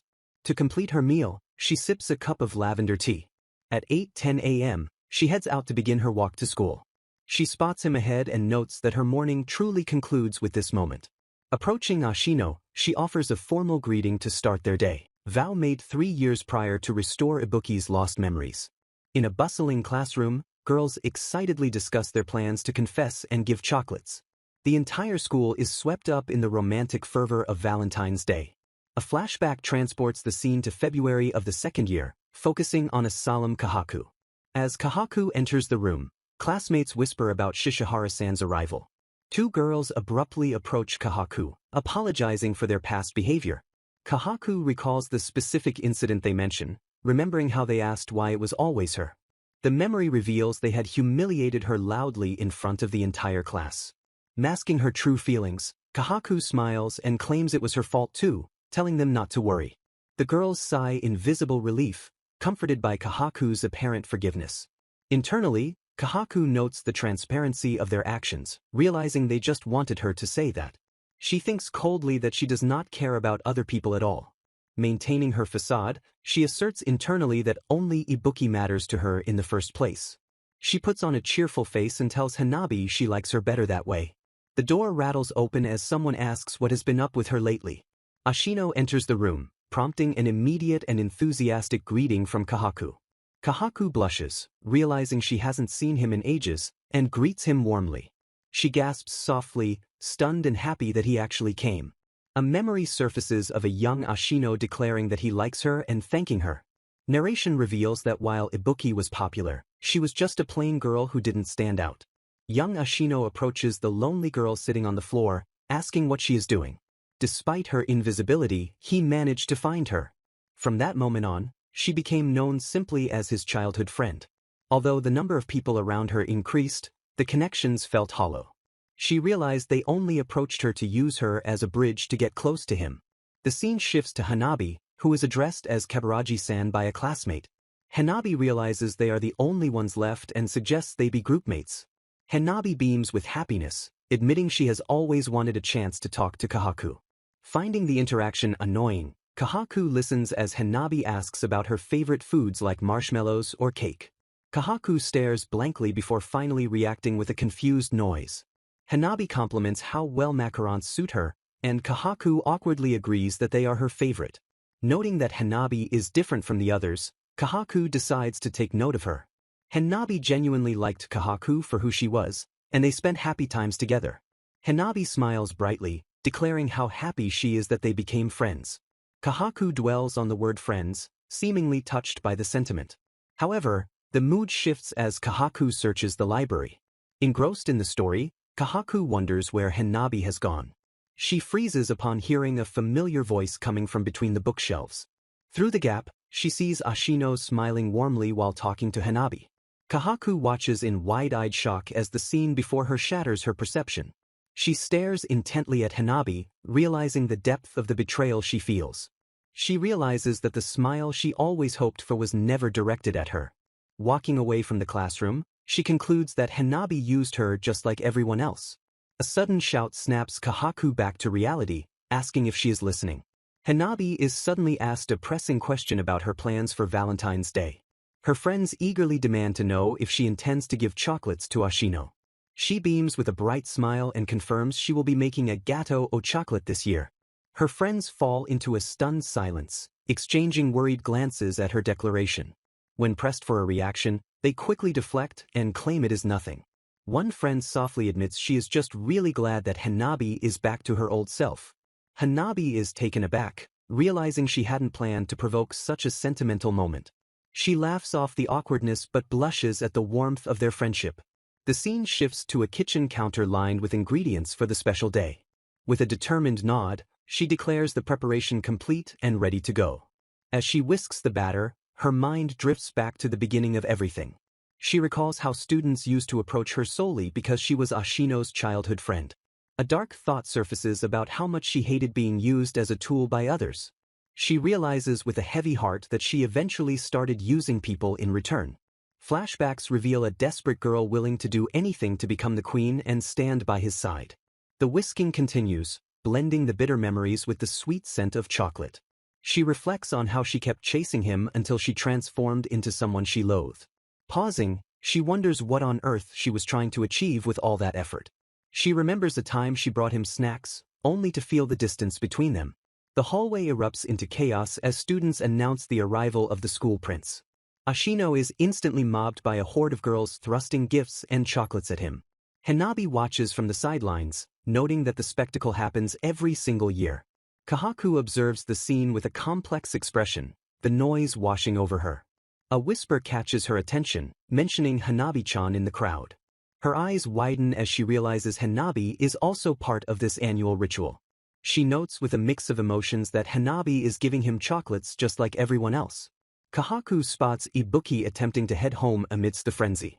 Her gaze locks onto a specific box of chocolates being held by someone else. She identifies the group holding the box as third-year seniors. Horror strikes as she realizes they have snatched Kaburaji Hanabi's chocolates. Kahaku hesitates, acknowledging she has tormented Hanabi countless times herself. She recalls Hanabi's unwavering gaze and feels a conflicting urge to intervene. Trying to steel herself, she decides to walk away and return to her own business. She tells herself it has nothing to do with her and she can just ignore it. A thought stops her in her tracks, wondering what she would do in this situation. Ashino's voice echoes in her memory, saying he likes her better that way. The memory pierces her defenses, causing her to freeze with a flushed face. She grapples with the decision of how to act, the question of what would she do, lingering. Making up her mind, she steps in and calls out sharply to the seniors. She demands they return the stolen item, her voice trembling but firm. The bullies turn in confusion, asking who this intruder is. Recognition dawns on them as they mistake her for Ashino's childhood friend. They look at each other in disbelief, questioning if this is really happening.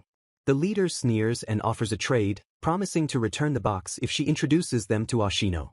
Kahaku covers her face in frustration, calling herself such an idiot as she lets out a heavy sigh. A teasing smile plays on her lips as she asks Senpai if she realizes Ibuki won't notice her without Kahaku's help. Hanabi snaps at the provocation, demanding to know what is wrong with her as her temper flares.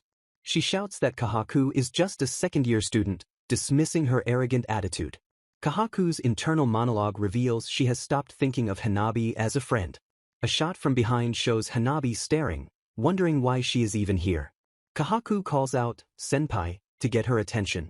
She asks Hanabi point-blank if she feels happy now, catching her off guard. Hanabi looks confused, asking what she is saying, but Kahaku presses on. The question is turned back on her as Hanabi asks what Kahaku Shishihara thinks. Hanabi calls out her name, trying to bridge the gap between them. An umbrella shields a figure from the rain, casting a shadow over their expression. Kahaku admits she also wants to make Ibuki happy, finding common ground. Hanabi delivers a hard truth, stating that the only one who can make you happy is yourself. Extreme close-up on Kahaku's eyes as the words sink in. Hanabi warns that happiness dependent on others is fragile and easily broken. A hand snatches an object away, breaking the moment. Kahaku thanks her for retrieving the item, noting that Hanabi wasn't like this a year ago. She explains that Ibuki was attracted to her back then because she was innocent and pure. Dismissing the sentiment as lame, she declares that is enough and turns to leave. A hand tightens around a smartphone, signaling a shift in focus. The scene transitions to the courtyard as memories surface. Kahaku smiles wistfully, recalling that everything changed ever since that day. Ashino sits on a bench reading a book, the subject of her memories. In the flashback, she asks him what he needs, reflecting on her middle school days. She admits to herself that she has only ever been wishing for his happiness. She decided one-sidedly that she would be the one to make him happy. A voice calls out, "Hey," to interrupt his reading. Kahaku stands before the fence, asking Ashino if he is happy right now. Ashino looks up from his book, surprised by the sudden question. Kahaku waits expectantly for his answer, her expression unreadable. He smiles gently, admitting that unexpectedly he is having fun these days. Kahaku reaches out a hand to catch a raindrop, whispering that she is glad to hear that. He notices the rain has stopped and comments on the weather clearing up. Kahaku looks back at him, realizing he is the only person who found her. She thinks to herself that he is very dazzling as she turns away. She bids him goodbye, marking a turning point in her heart. She resolves that this time, she will look for her own happiness. Back in the present, she addresses her mother, realizing something recently. Her mother calls out that her classmates have arrived to see her. Haim and Yua appear at the door with macarons, asking if she is okay. Kahaku watches them, acknowledging the people who are here for her. She realizes she has people who treasure her greatly. She admits that makes it hard, feeling the weight of their care. A bag with a note is left in a locker, declaring she will move forward fair and square. The note is addressed to Dear Hanabi-chan, signing off on her old self. She feels her body becoming lighter, though a trace of sadness remains. Yuki sneaks up on her, startling her with a sudden, good job. He pats her head, noting that she looks tired. He complains that being with her tires him out, blaming it all on Hanabi. He comments on the cold winter air and urges her to do something as the buds get stronger. A girl with a ribbon smiles, declaring she knew it. She reveals she was thinking the same thing, noting the spring of blooming golden flowers is coming soon. Reflecting on the cherry blossom-like love she encountered in this different world, the protagonist feels the memories burn into her mind. Text messages exchange on a screen, confirming that she will be placed in Class 4 for the new term. Hanabi stands resolutely, ready to begin her life as a third-year student starting today. Her thoughts immediately drift to Ashino as she wonders where he has been placed. Suddenly, a hand reaches out and taps her on the shoulder, startling her from her thoughts. Ashino appears behind her with a calm expression, revealing that they are in the same class. He looks at her with a gentle gaze, quietly suggesting that they should get along for another year. To Hanabi's surprise, Mitsuzumi and Kagito pop up, happily announcing that they are in the same class too. As they walk together, the group wonders who their homeroom teacher will be, enjoying the extended time together. The atmosphere shifts as the mean girls spot them, reacting with visible disgust and annoyance. One of them makes a rude comment about seeing a nasty sight so early in the morning. They rejoice in the fact that they are in Class 1, thrilled to finally be separated from Hanabi. Kahaku agrees with her friends, but her expression carries a hint of hesitation unlike the others. Students exchange morning greetings as they bustle through the hallways to their new classrooms. Walking ahead, Hanabi notices Kahaku pause and turn back with an unreadable expression. Unexpectedly, Kahaku murmurs a quiet thanks for what Hanabi did recently, acknowledging the help with the committee work. Hanabi is left stunned and confused by this sudden display of gratitude as Kahaku walks away. Standing amidst the falling petals, Hanabi takes a breath, sensing that her new year in this world is truly beginning. In the classroom, the teacher excitedly announces that she will introduce a new friend to the class today. The students whisper in confusion, wondering what kind of person transfers schools at this time of the year.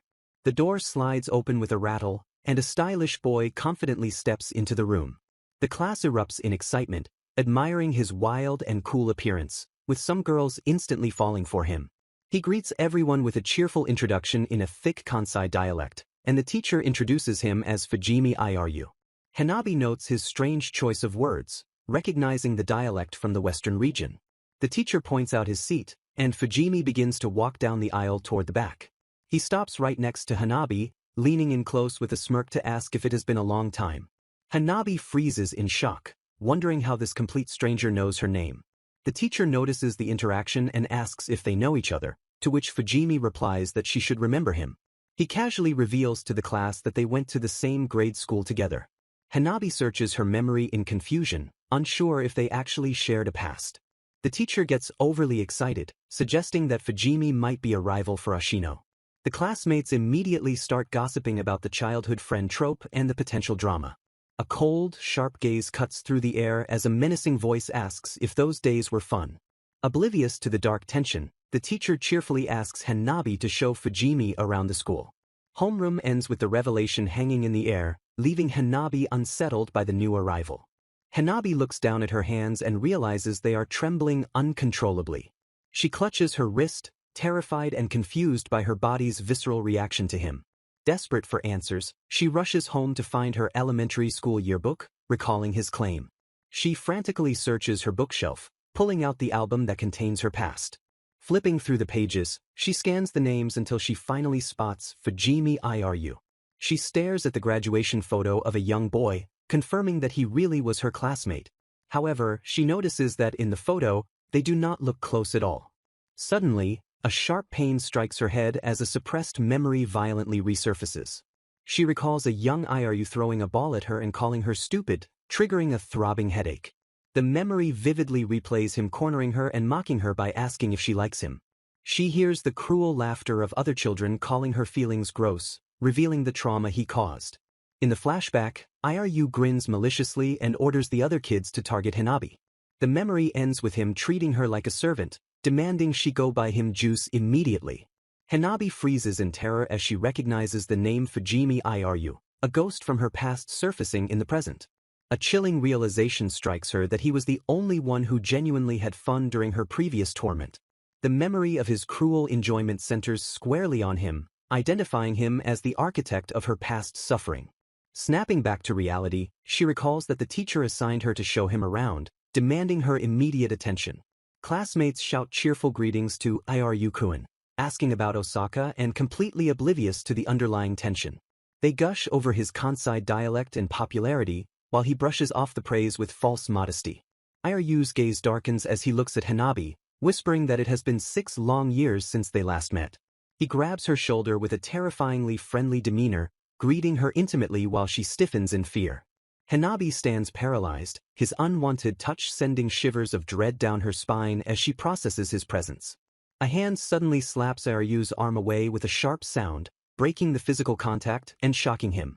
Hanabi stares fiercely at him, coldly stating that touching her without consent is incredibly rude. Iryu looks baffled by her resistance, blinking in feigned confusion at her sudden and unexpected defiance.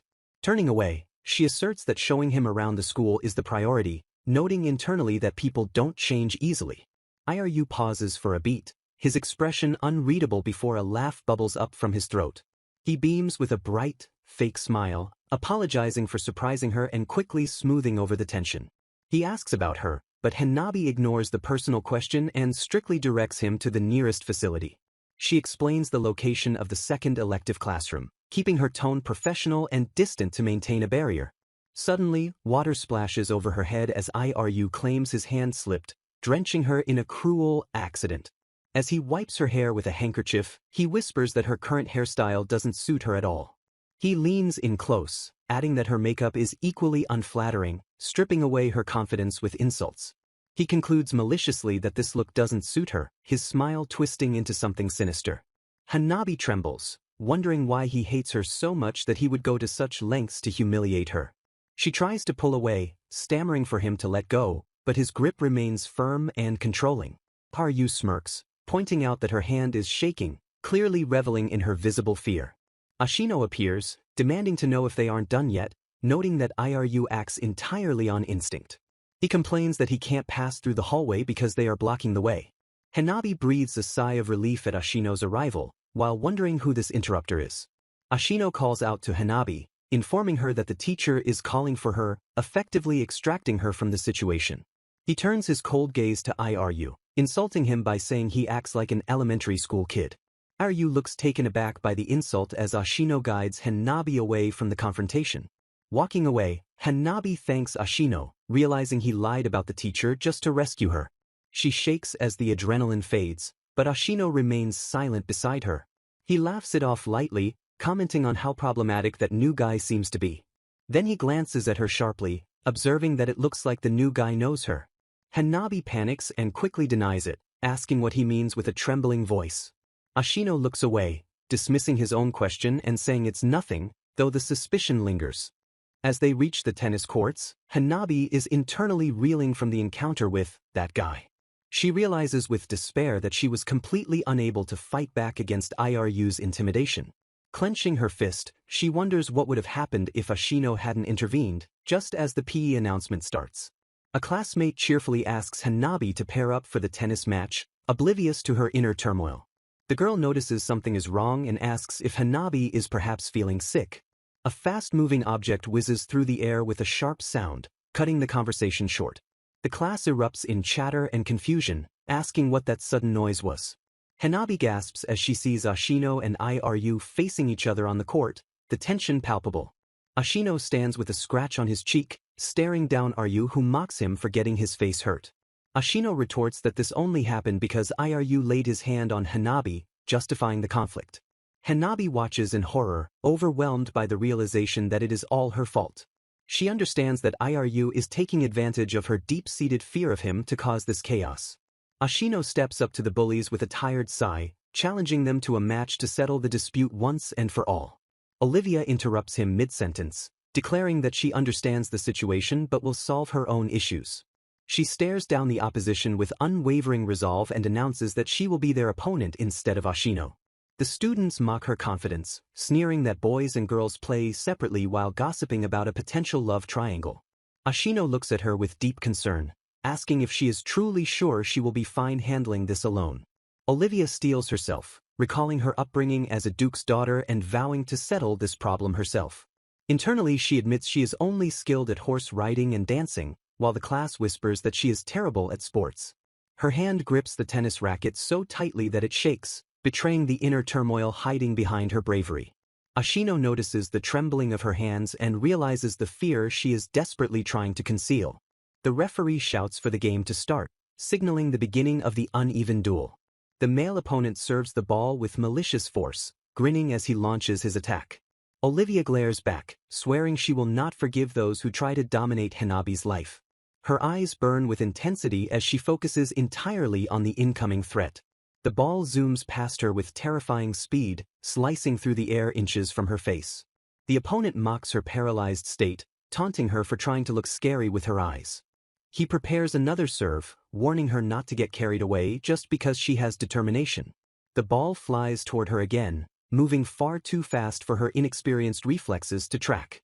She stretches her arm out in desperation, but the ball remains just out of her reach. Her footing gives way and she stumbles, her ankle twisting painfully on the court surface. She hits the ground hard, the impact echoing as the racket flies from her hand. Ashino instantly steps onto the court, shielding her with his body and exuding a terrifying aura.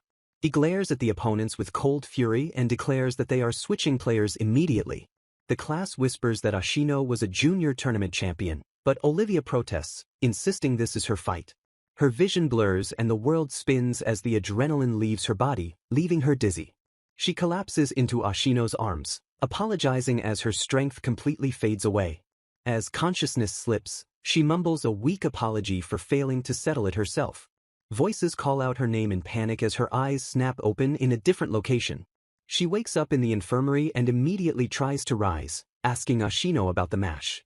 Ashino dismisses the match as unimportant and reaches out to change the cool towel on her forehead. Olivia insists she needs to go back and play, but Ashino firmly tells her no. He sighs deeply, his expression a mix of frustration and worry for her reckless behavior. Staring out the window, he coldly tells her not to even try settling problems by herself anymore. Olivia looks at him with heartache, trying to protest against his sudden harshness. She watches his closed expression, unable to read the emotions hiding behind his silence. Terrified by his demeanor, she wonders internally if he is mad at her. She sits on the edge of the bed and asks him softly if she is really that unreliable.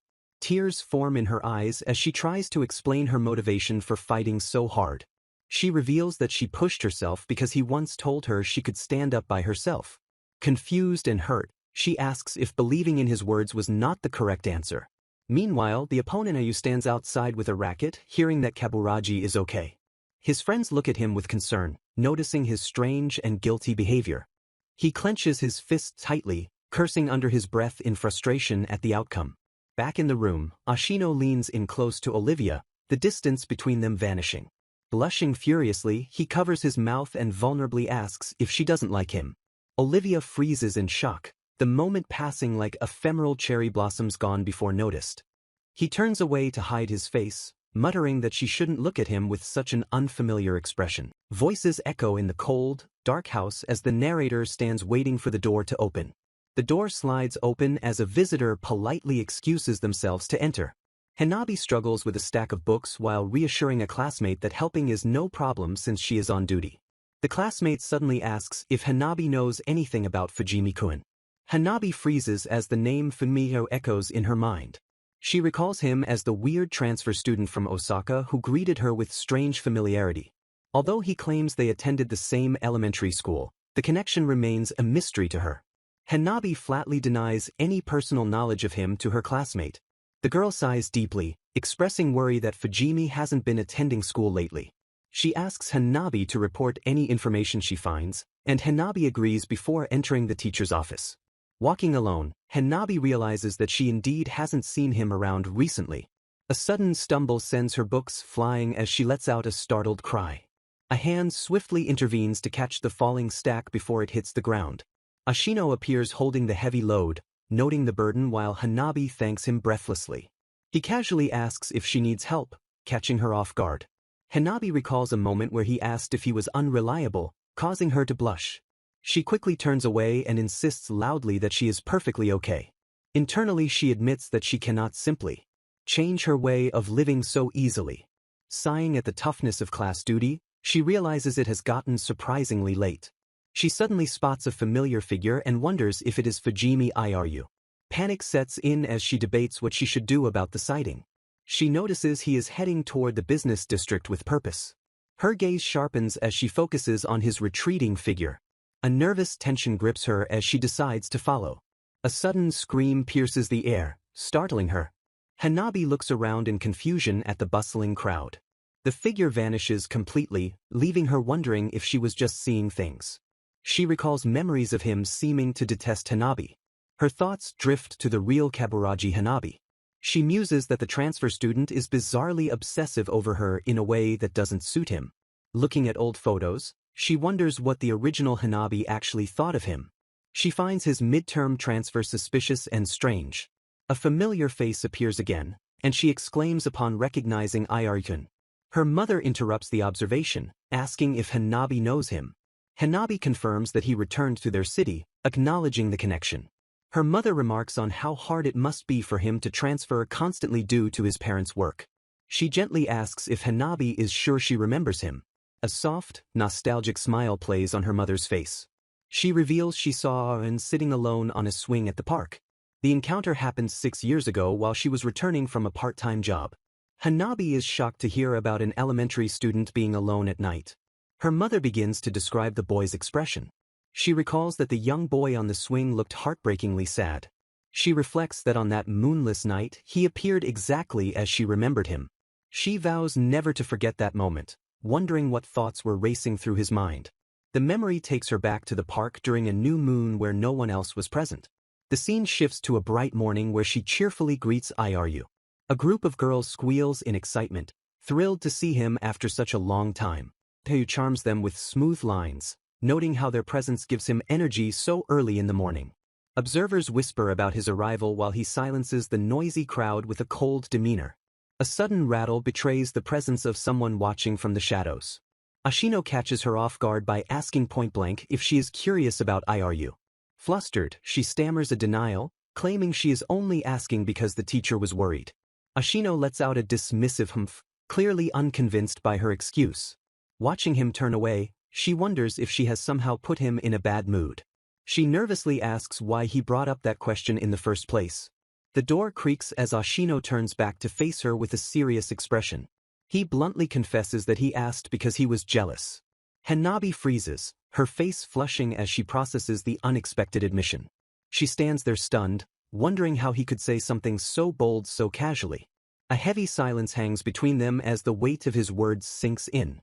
She realizes the question she truly wants to ask is what he thinks of her. Steeling herself, she decides she should just gather the courage to ask him directly. Fear grips her immediately, paralyzing her with the thought of the consequences. She terrifies herself with the realization that moving forward might irrevocably change their current world. A sudden noise breaks the tension, prompting a flustered reaction to cover the awkwardness. Unable to handle the atmosphere, she declares her departure and flees the room instantly. A classmate asks Ashino what happened, but he just sighs in response. Under the night sky, he mutters to himself that she actually ran away from him. Hanabi walks home alone, realizing how late it has gotten while her mind races. She recalls that this specific street is where she recently spotted Fujimi Iru. Her thoughts are interrupted as she spots a familiar figure ahead. Panic rises as she realizes he is here again, just like before. A gasp escapes her lips as she recognizes the danger of the situation. She dashes forward, shouting for the figure to wait. She crashes into someone with a loud thud, completely losing her balance. A stranger scolds her for her carelessness, and she quickly apologizes while looking for her target. Catching her breath, she questions herself on why she is chasing after him so desperately. She pushes her way through the bustling crowd, determined not to lose sight of him. A voice calls out to her, stopping her frantic search. A hand grabs her bag, asking where she thinks she is going in such a rush. She turns around, gasping for air and startled by the sudden interference. Ryu shouts back that asking questions is his line, demanding to know why she is there. Sleazy voices interrupt them as a group of thugs approaches, calling out to the cute high school girl. She looks around in horror, realizing she has wandered far into a dangerous district without noticing. One of the men aggressively orders her to come over, closing the distance. She screams for them to let her go as the clock tower looms overhead, marking the late hour. Ashino warns her that it is dangerous to walk around wearing a school uniform in this area. Hanabi blushes, realizing with a jolt that he might actually be worried about her safety. He abruptly tells her to hurry up and go home before something happens. A close-up reveals the conflict and realization swirling within her wide eyes. A lonely memory surfaces of a solitary child sitting on a swing in a dark park. Hanabi turns the question back on him, asking, "What about you?" with genuine concern. She presses him further, questioning why he isn't heading home yet either. He looks away with a hollow expression, admitting that no one is waiting for him anyway. Memories of a cold home flood back, where a child asks for parents who are never there. He recounts a childhood of constant transfers and neglect, sobbing as a boy dragged around by his parents' jobs. He asks bitterly if she really thinks anyone would want to return to a place like that. Hanabi watches him, noting that his isolation mirrors her own past self perfectly. She silently acknowledges that looking at him feels like staring into a mirror of her old lonely self. Her gaze softens as deep empathy wells up within her for his situation. Dismissive voices from the past echo in his mind, trivializing his pain by calling him lucky for having busy parents. He starts to speak, addressing her directly with a serious tone as he turns away. Suddenly, creepy voices interrupt from the shadows, asking if high schoolers should be out this late. The strangers leer, suggesting they should hang out together since they are out alone. Hanabi freezes in fear, wondering who these suspicious men are. Ashino steps protectively in front of her, trying to bypass the trouble with a quick pass. He coldly orders them to go away, refusing to engage with them. Hanabi notes the irony that he is saving her now, while the strangers mock his assertiveness. She grabs his hand, calling him an inconsistent person who tries to act cool but is actually lonely.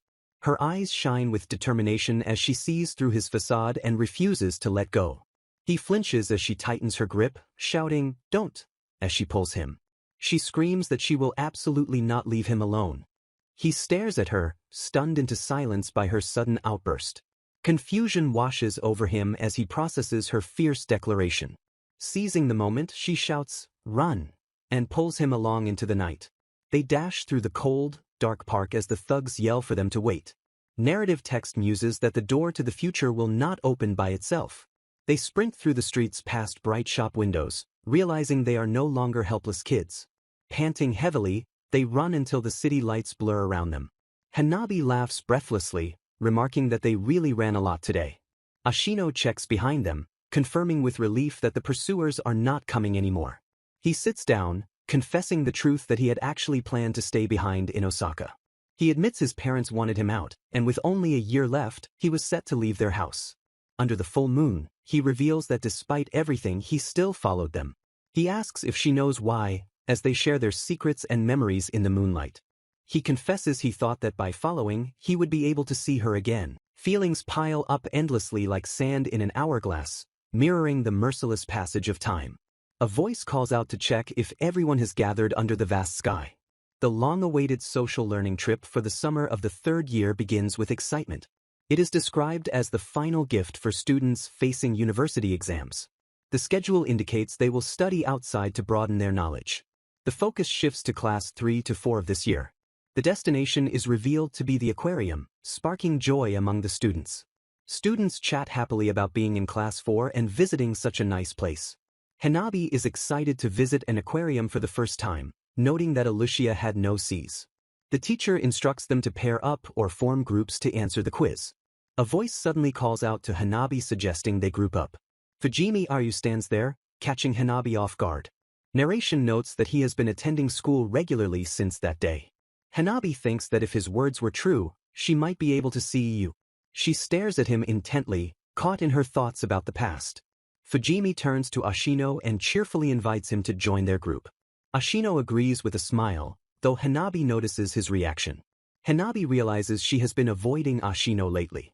She fears that if she looks directly into his eyes, she might reveal her true feelings.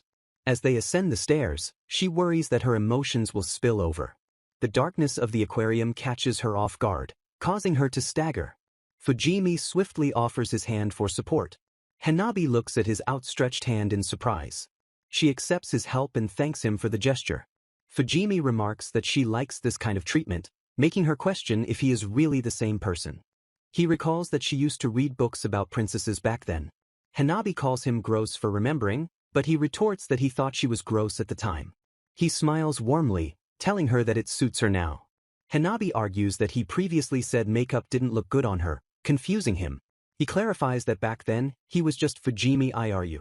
He blushes slightly, leaving Hanabi wondering why he is being so kind. Hanabi reflects on her past in Olusia where many people approached her with ulterior motives. She observes him and concludes with certainty that he likes her. She realizes he is so different from when she first met him. Fujimi points at a fish tank and jokingly says it is Hanabi-chan. He immediately clarifies that he is just kidding. Hanabi gets annoyed while Ashino stands silently nearby. Fujimi observes Ashino and notes that his mind is somewhere else. Ashino tries to deny it, but Fujimi points out he was looking for Hanabi. Fujimi bluntly asks if he is going to confess, implying he won't. He presses on, stating clearly that Ashino likes her. Fujimi adds that it doesn't look like she wants to be confessed to. Ashino listens with a somber expression and quietly says he sees. Fujimi suddenly lights up with excitement, shouting that is exactly why. An ominous hourglass stands silent as the narration declares that her time is limited. Confusion swirls as the cryptic warning hangs in the air, asking what that even means. He stares silently into the distance, his expression unreadable and heavy. Amidst the swimming fish, a warning echoes that he might regret his choices. The ultimatum lands heavily, urging him to tell her how he feels before it is too late. Hanabi gasps in awe, whispering "Mum," as she takes in the sight. She marvels at the sheer number of jellyfish floating above, joking that a fall would be deadly. The ethereal sea creatures drift lazily, captivating her completely with their beauty. Entranced by the display, she breathes out how lovely the scene is. A close-up reveals the reflection of the spectacle in her wide, fascinated eye. A sudden laugh escapes him, breaking the mesmerized silence. He chuckles that she had the exact same reaction during their grade school field trip. Gazing at the exhibit, he notes that while she has changed, some parts remain the same. Hanabi realizes she cannot match the original's personality since the diary only covered high school. He remarks with a hint of nostalgia that she was so interesting back then. Hanabi notes to herself that even he seems to enjoy reminiscing about the past. Turning to face the tank, she asks the burning question of why he bullied Hanabi. He freezes, clearly caught off guard by the sudden and direct confrontation. A vivid memory surfaces of excited shouts about chasing penguins and calling for mom. Back in the present, he casually points out that there is a penguin show nearby. He looks down at his feet, admitting that this place brings back memories. Staring at the exhibit, he confesses it reminds him of the day they first met. He asks if she remembers, leaving her scrambling for a response as she checks the time. The scene shifts to the bunting flags of a nostalgic athletic meet from the past. A flashback reveals the teacher announcing that IRU's parents couldn't make it to the relay. Young IRU stands alone, trying to hide his disappointment and embarrassment. The teacher calls out to the class, asking if anyone is willing to run with him. Silence fills the air as no one raises their hand, except for her. A young girl leans in, whispering words that would shape their future. The name Kaburaji stands out, marking the moment she stepped forward to join him. He recalls thinking she liked him when she volunteered to run by his side. He admits he was baffled why someone like her would like him, while Hanabi processes the revelation. He confesses he bullied her just to test the limits of her affection and see how much she would take. Hanabi clenches her fist thinking what a jerk he is, while he admits he couldn't stop himself. He realizes that his testing is the reason Hanabi eventually lost her self-respect. With a rueful smile, he acknowledges that was where he made his fatal mistake. Hanabi listens, finally understanding the twisted logic behind his past actions. She realizes that back then, The two of them actually liked each other. He muses that things might have been different if he had just accepted her feelings honestly. The phrase, "if only," hangs heavy in the air, laden with regret. She reflects on how sweet and painful those two words can be. Hypothetical wishes cascade through her mind, imagining different lives and choices. A vision of a perfect, fairy tale romance blooms from the wishful thinking.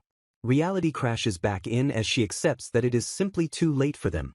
A rule is stated to use, "if only," for future purposes, not the past. Ashino smiles and accepts the advice with a casual acknowledgement. Hanabi screams, asking how he knew, while he points out she has someone she likes now. Hanabi falls silent and blushes at the accurate observation. Ashino leans in close, declaring he won't make a mistake this time. An intense gaze captures her attention, freezing her in the moment. Hanabi snaps out of it and shouts, asking what the hell he is doing. Aryu appears with a smirk, noting she finally showed up. Hanabi is shocked while Aryu claims he felt her gaze since earlier. Aryu expresses annoyance at holding back and demands she say it clearly.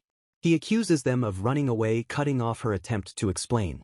Aryu stands behind her, whispering that this is so not like her. He gently pats her head, leaving her confused by the sudden tenderness. Hanabi identifies him as Fujimi Iryu in her thoughts. Aryu asks if she is done talking to Ashino, causing her to flinch. She stammers a yes, wondering desperately what she should do next. Aryu looks at her with understanding, stating he knows she is struggling. Hanabi recalls thinking his face resembled Luke-sama when she first saw him. She reflects that she was devastated to find his personality was totally different. She realizes the more she knew him, the more she fell for his true kindness. She acknowledges this is Hanabi's body but resolves not to sacrifice anyone. She gives herself permission to feel free. She offers up her own body to be used for this purpose. A voice calls out her name, questioning her decision. The question, "Really?" hangs in the air as she commits to her choice. Hanabi apologizes to Ashino and thanks him for everything. She finally confesses loudly that she likes him. Iryu warns Kaburaji that the hourglass will be toppled over. Tears stream down her face as she accepts everything will change. She refuses to pretend that these feelings do not exist anymore. She declares this dreamlike moment is engraved deep in her heart. She begins to say Ashino's name but stops mid-word. A voice replies simply, "I know," acknowledging the unspoken sentiment. A single tear falls from her eye as the emotion overwhelms her. The crimson hourglass appears, signaling the time has come. She realizes if she topples over with the endlessly falling sand, they will be heading straight to the end. A mechanical clack sounds as the door begins to shut. A desperate plea rings out not to let it close. The wish remains for the Sand Princess not to sink just yet.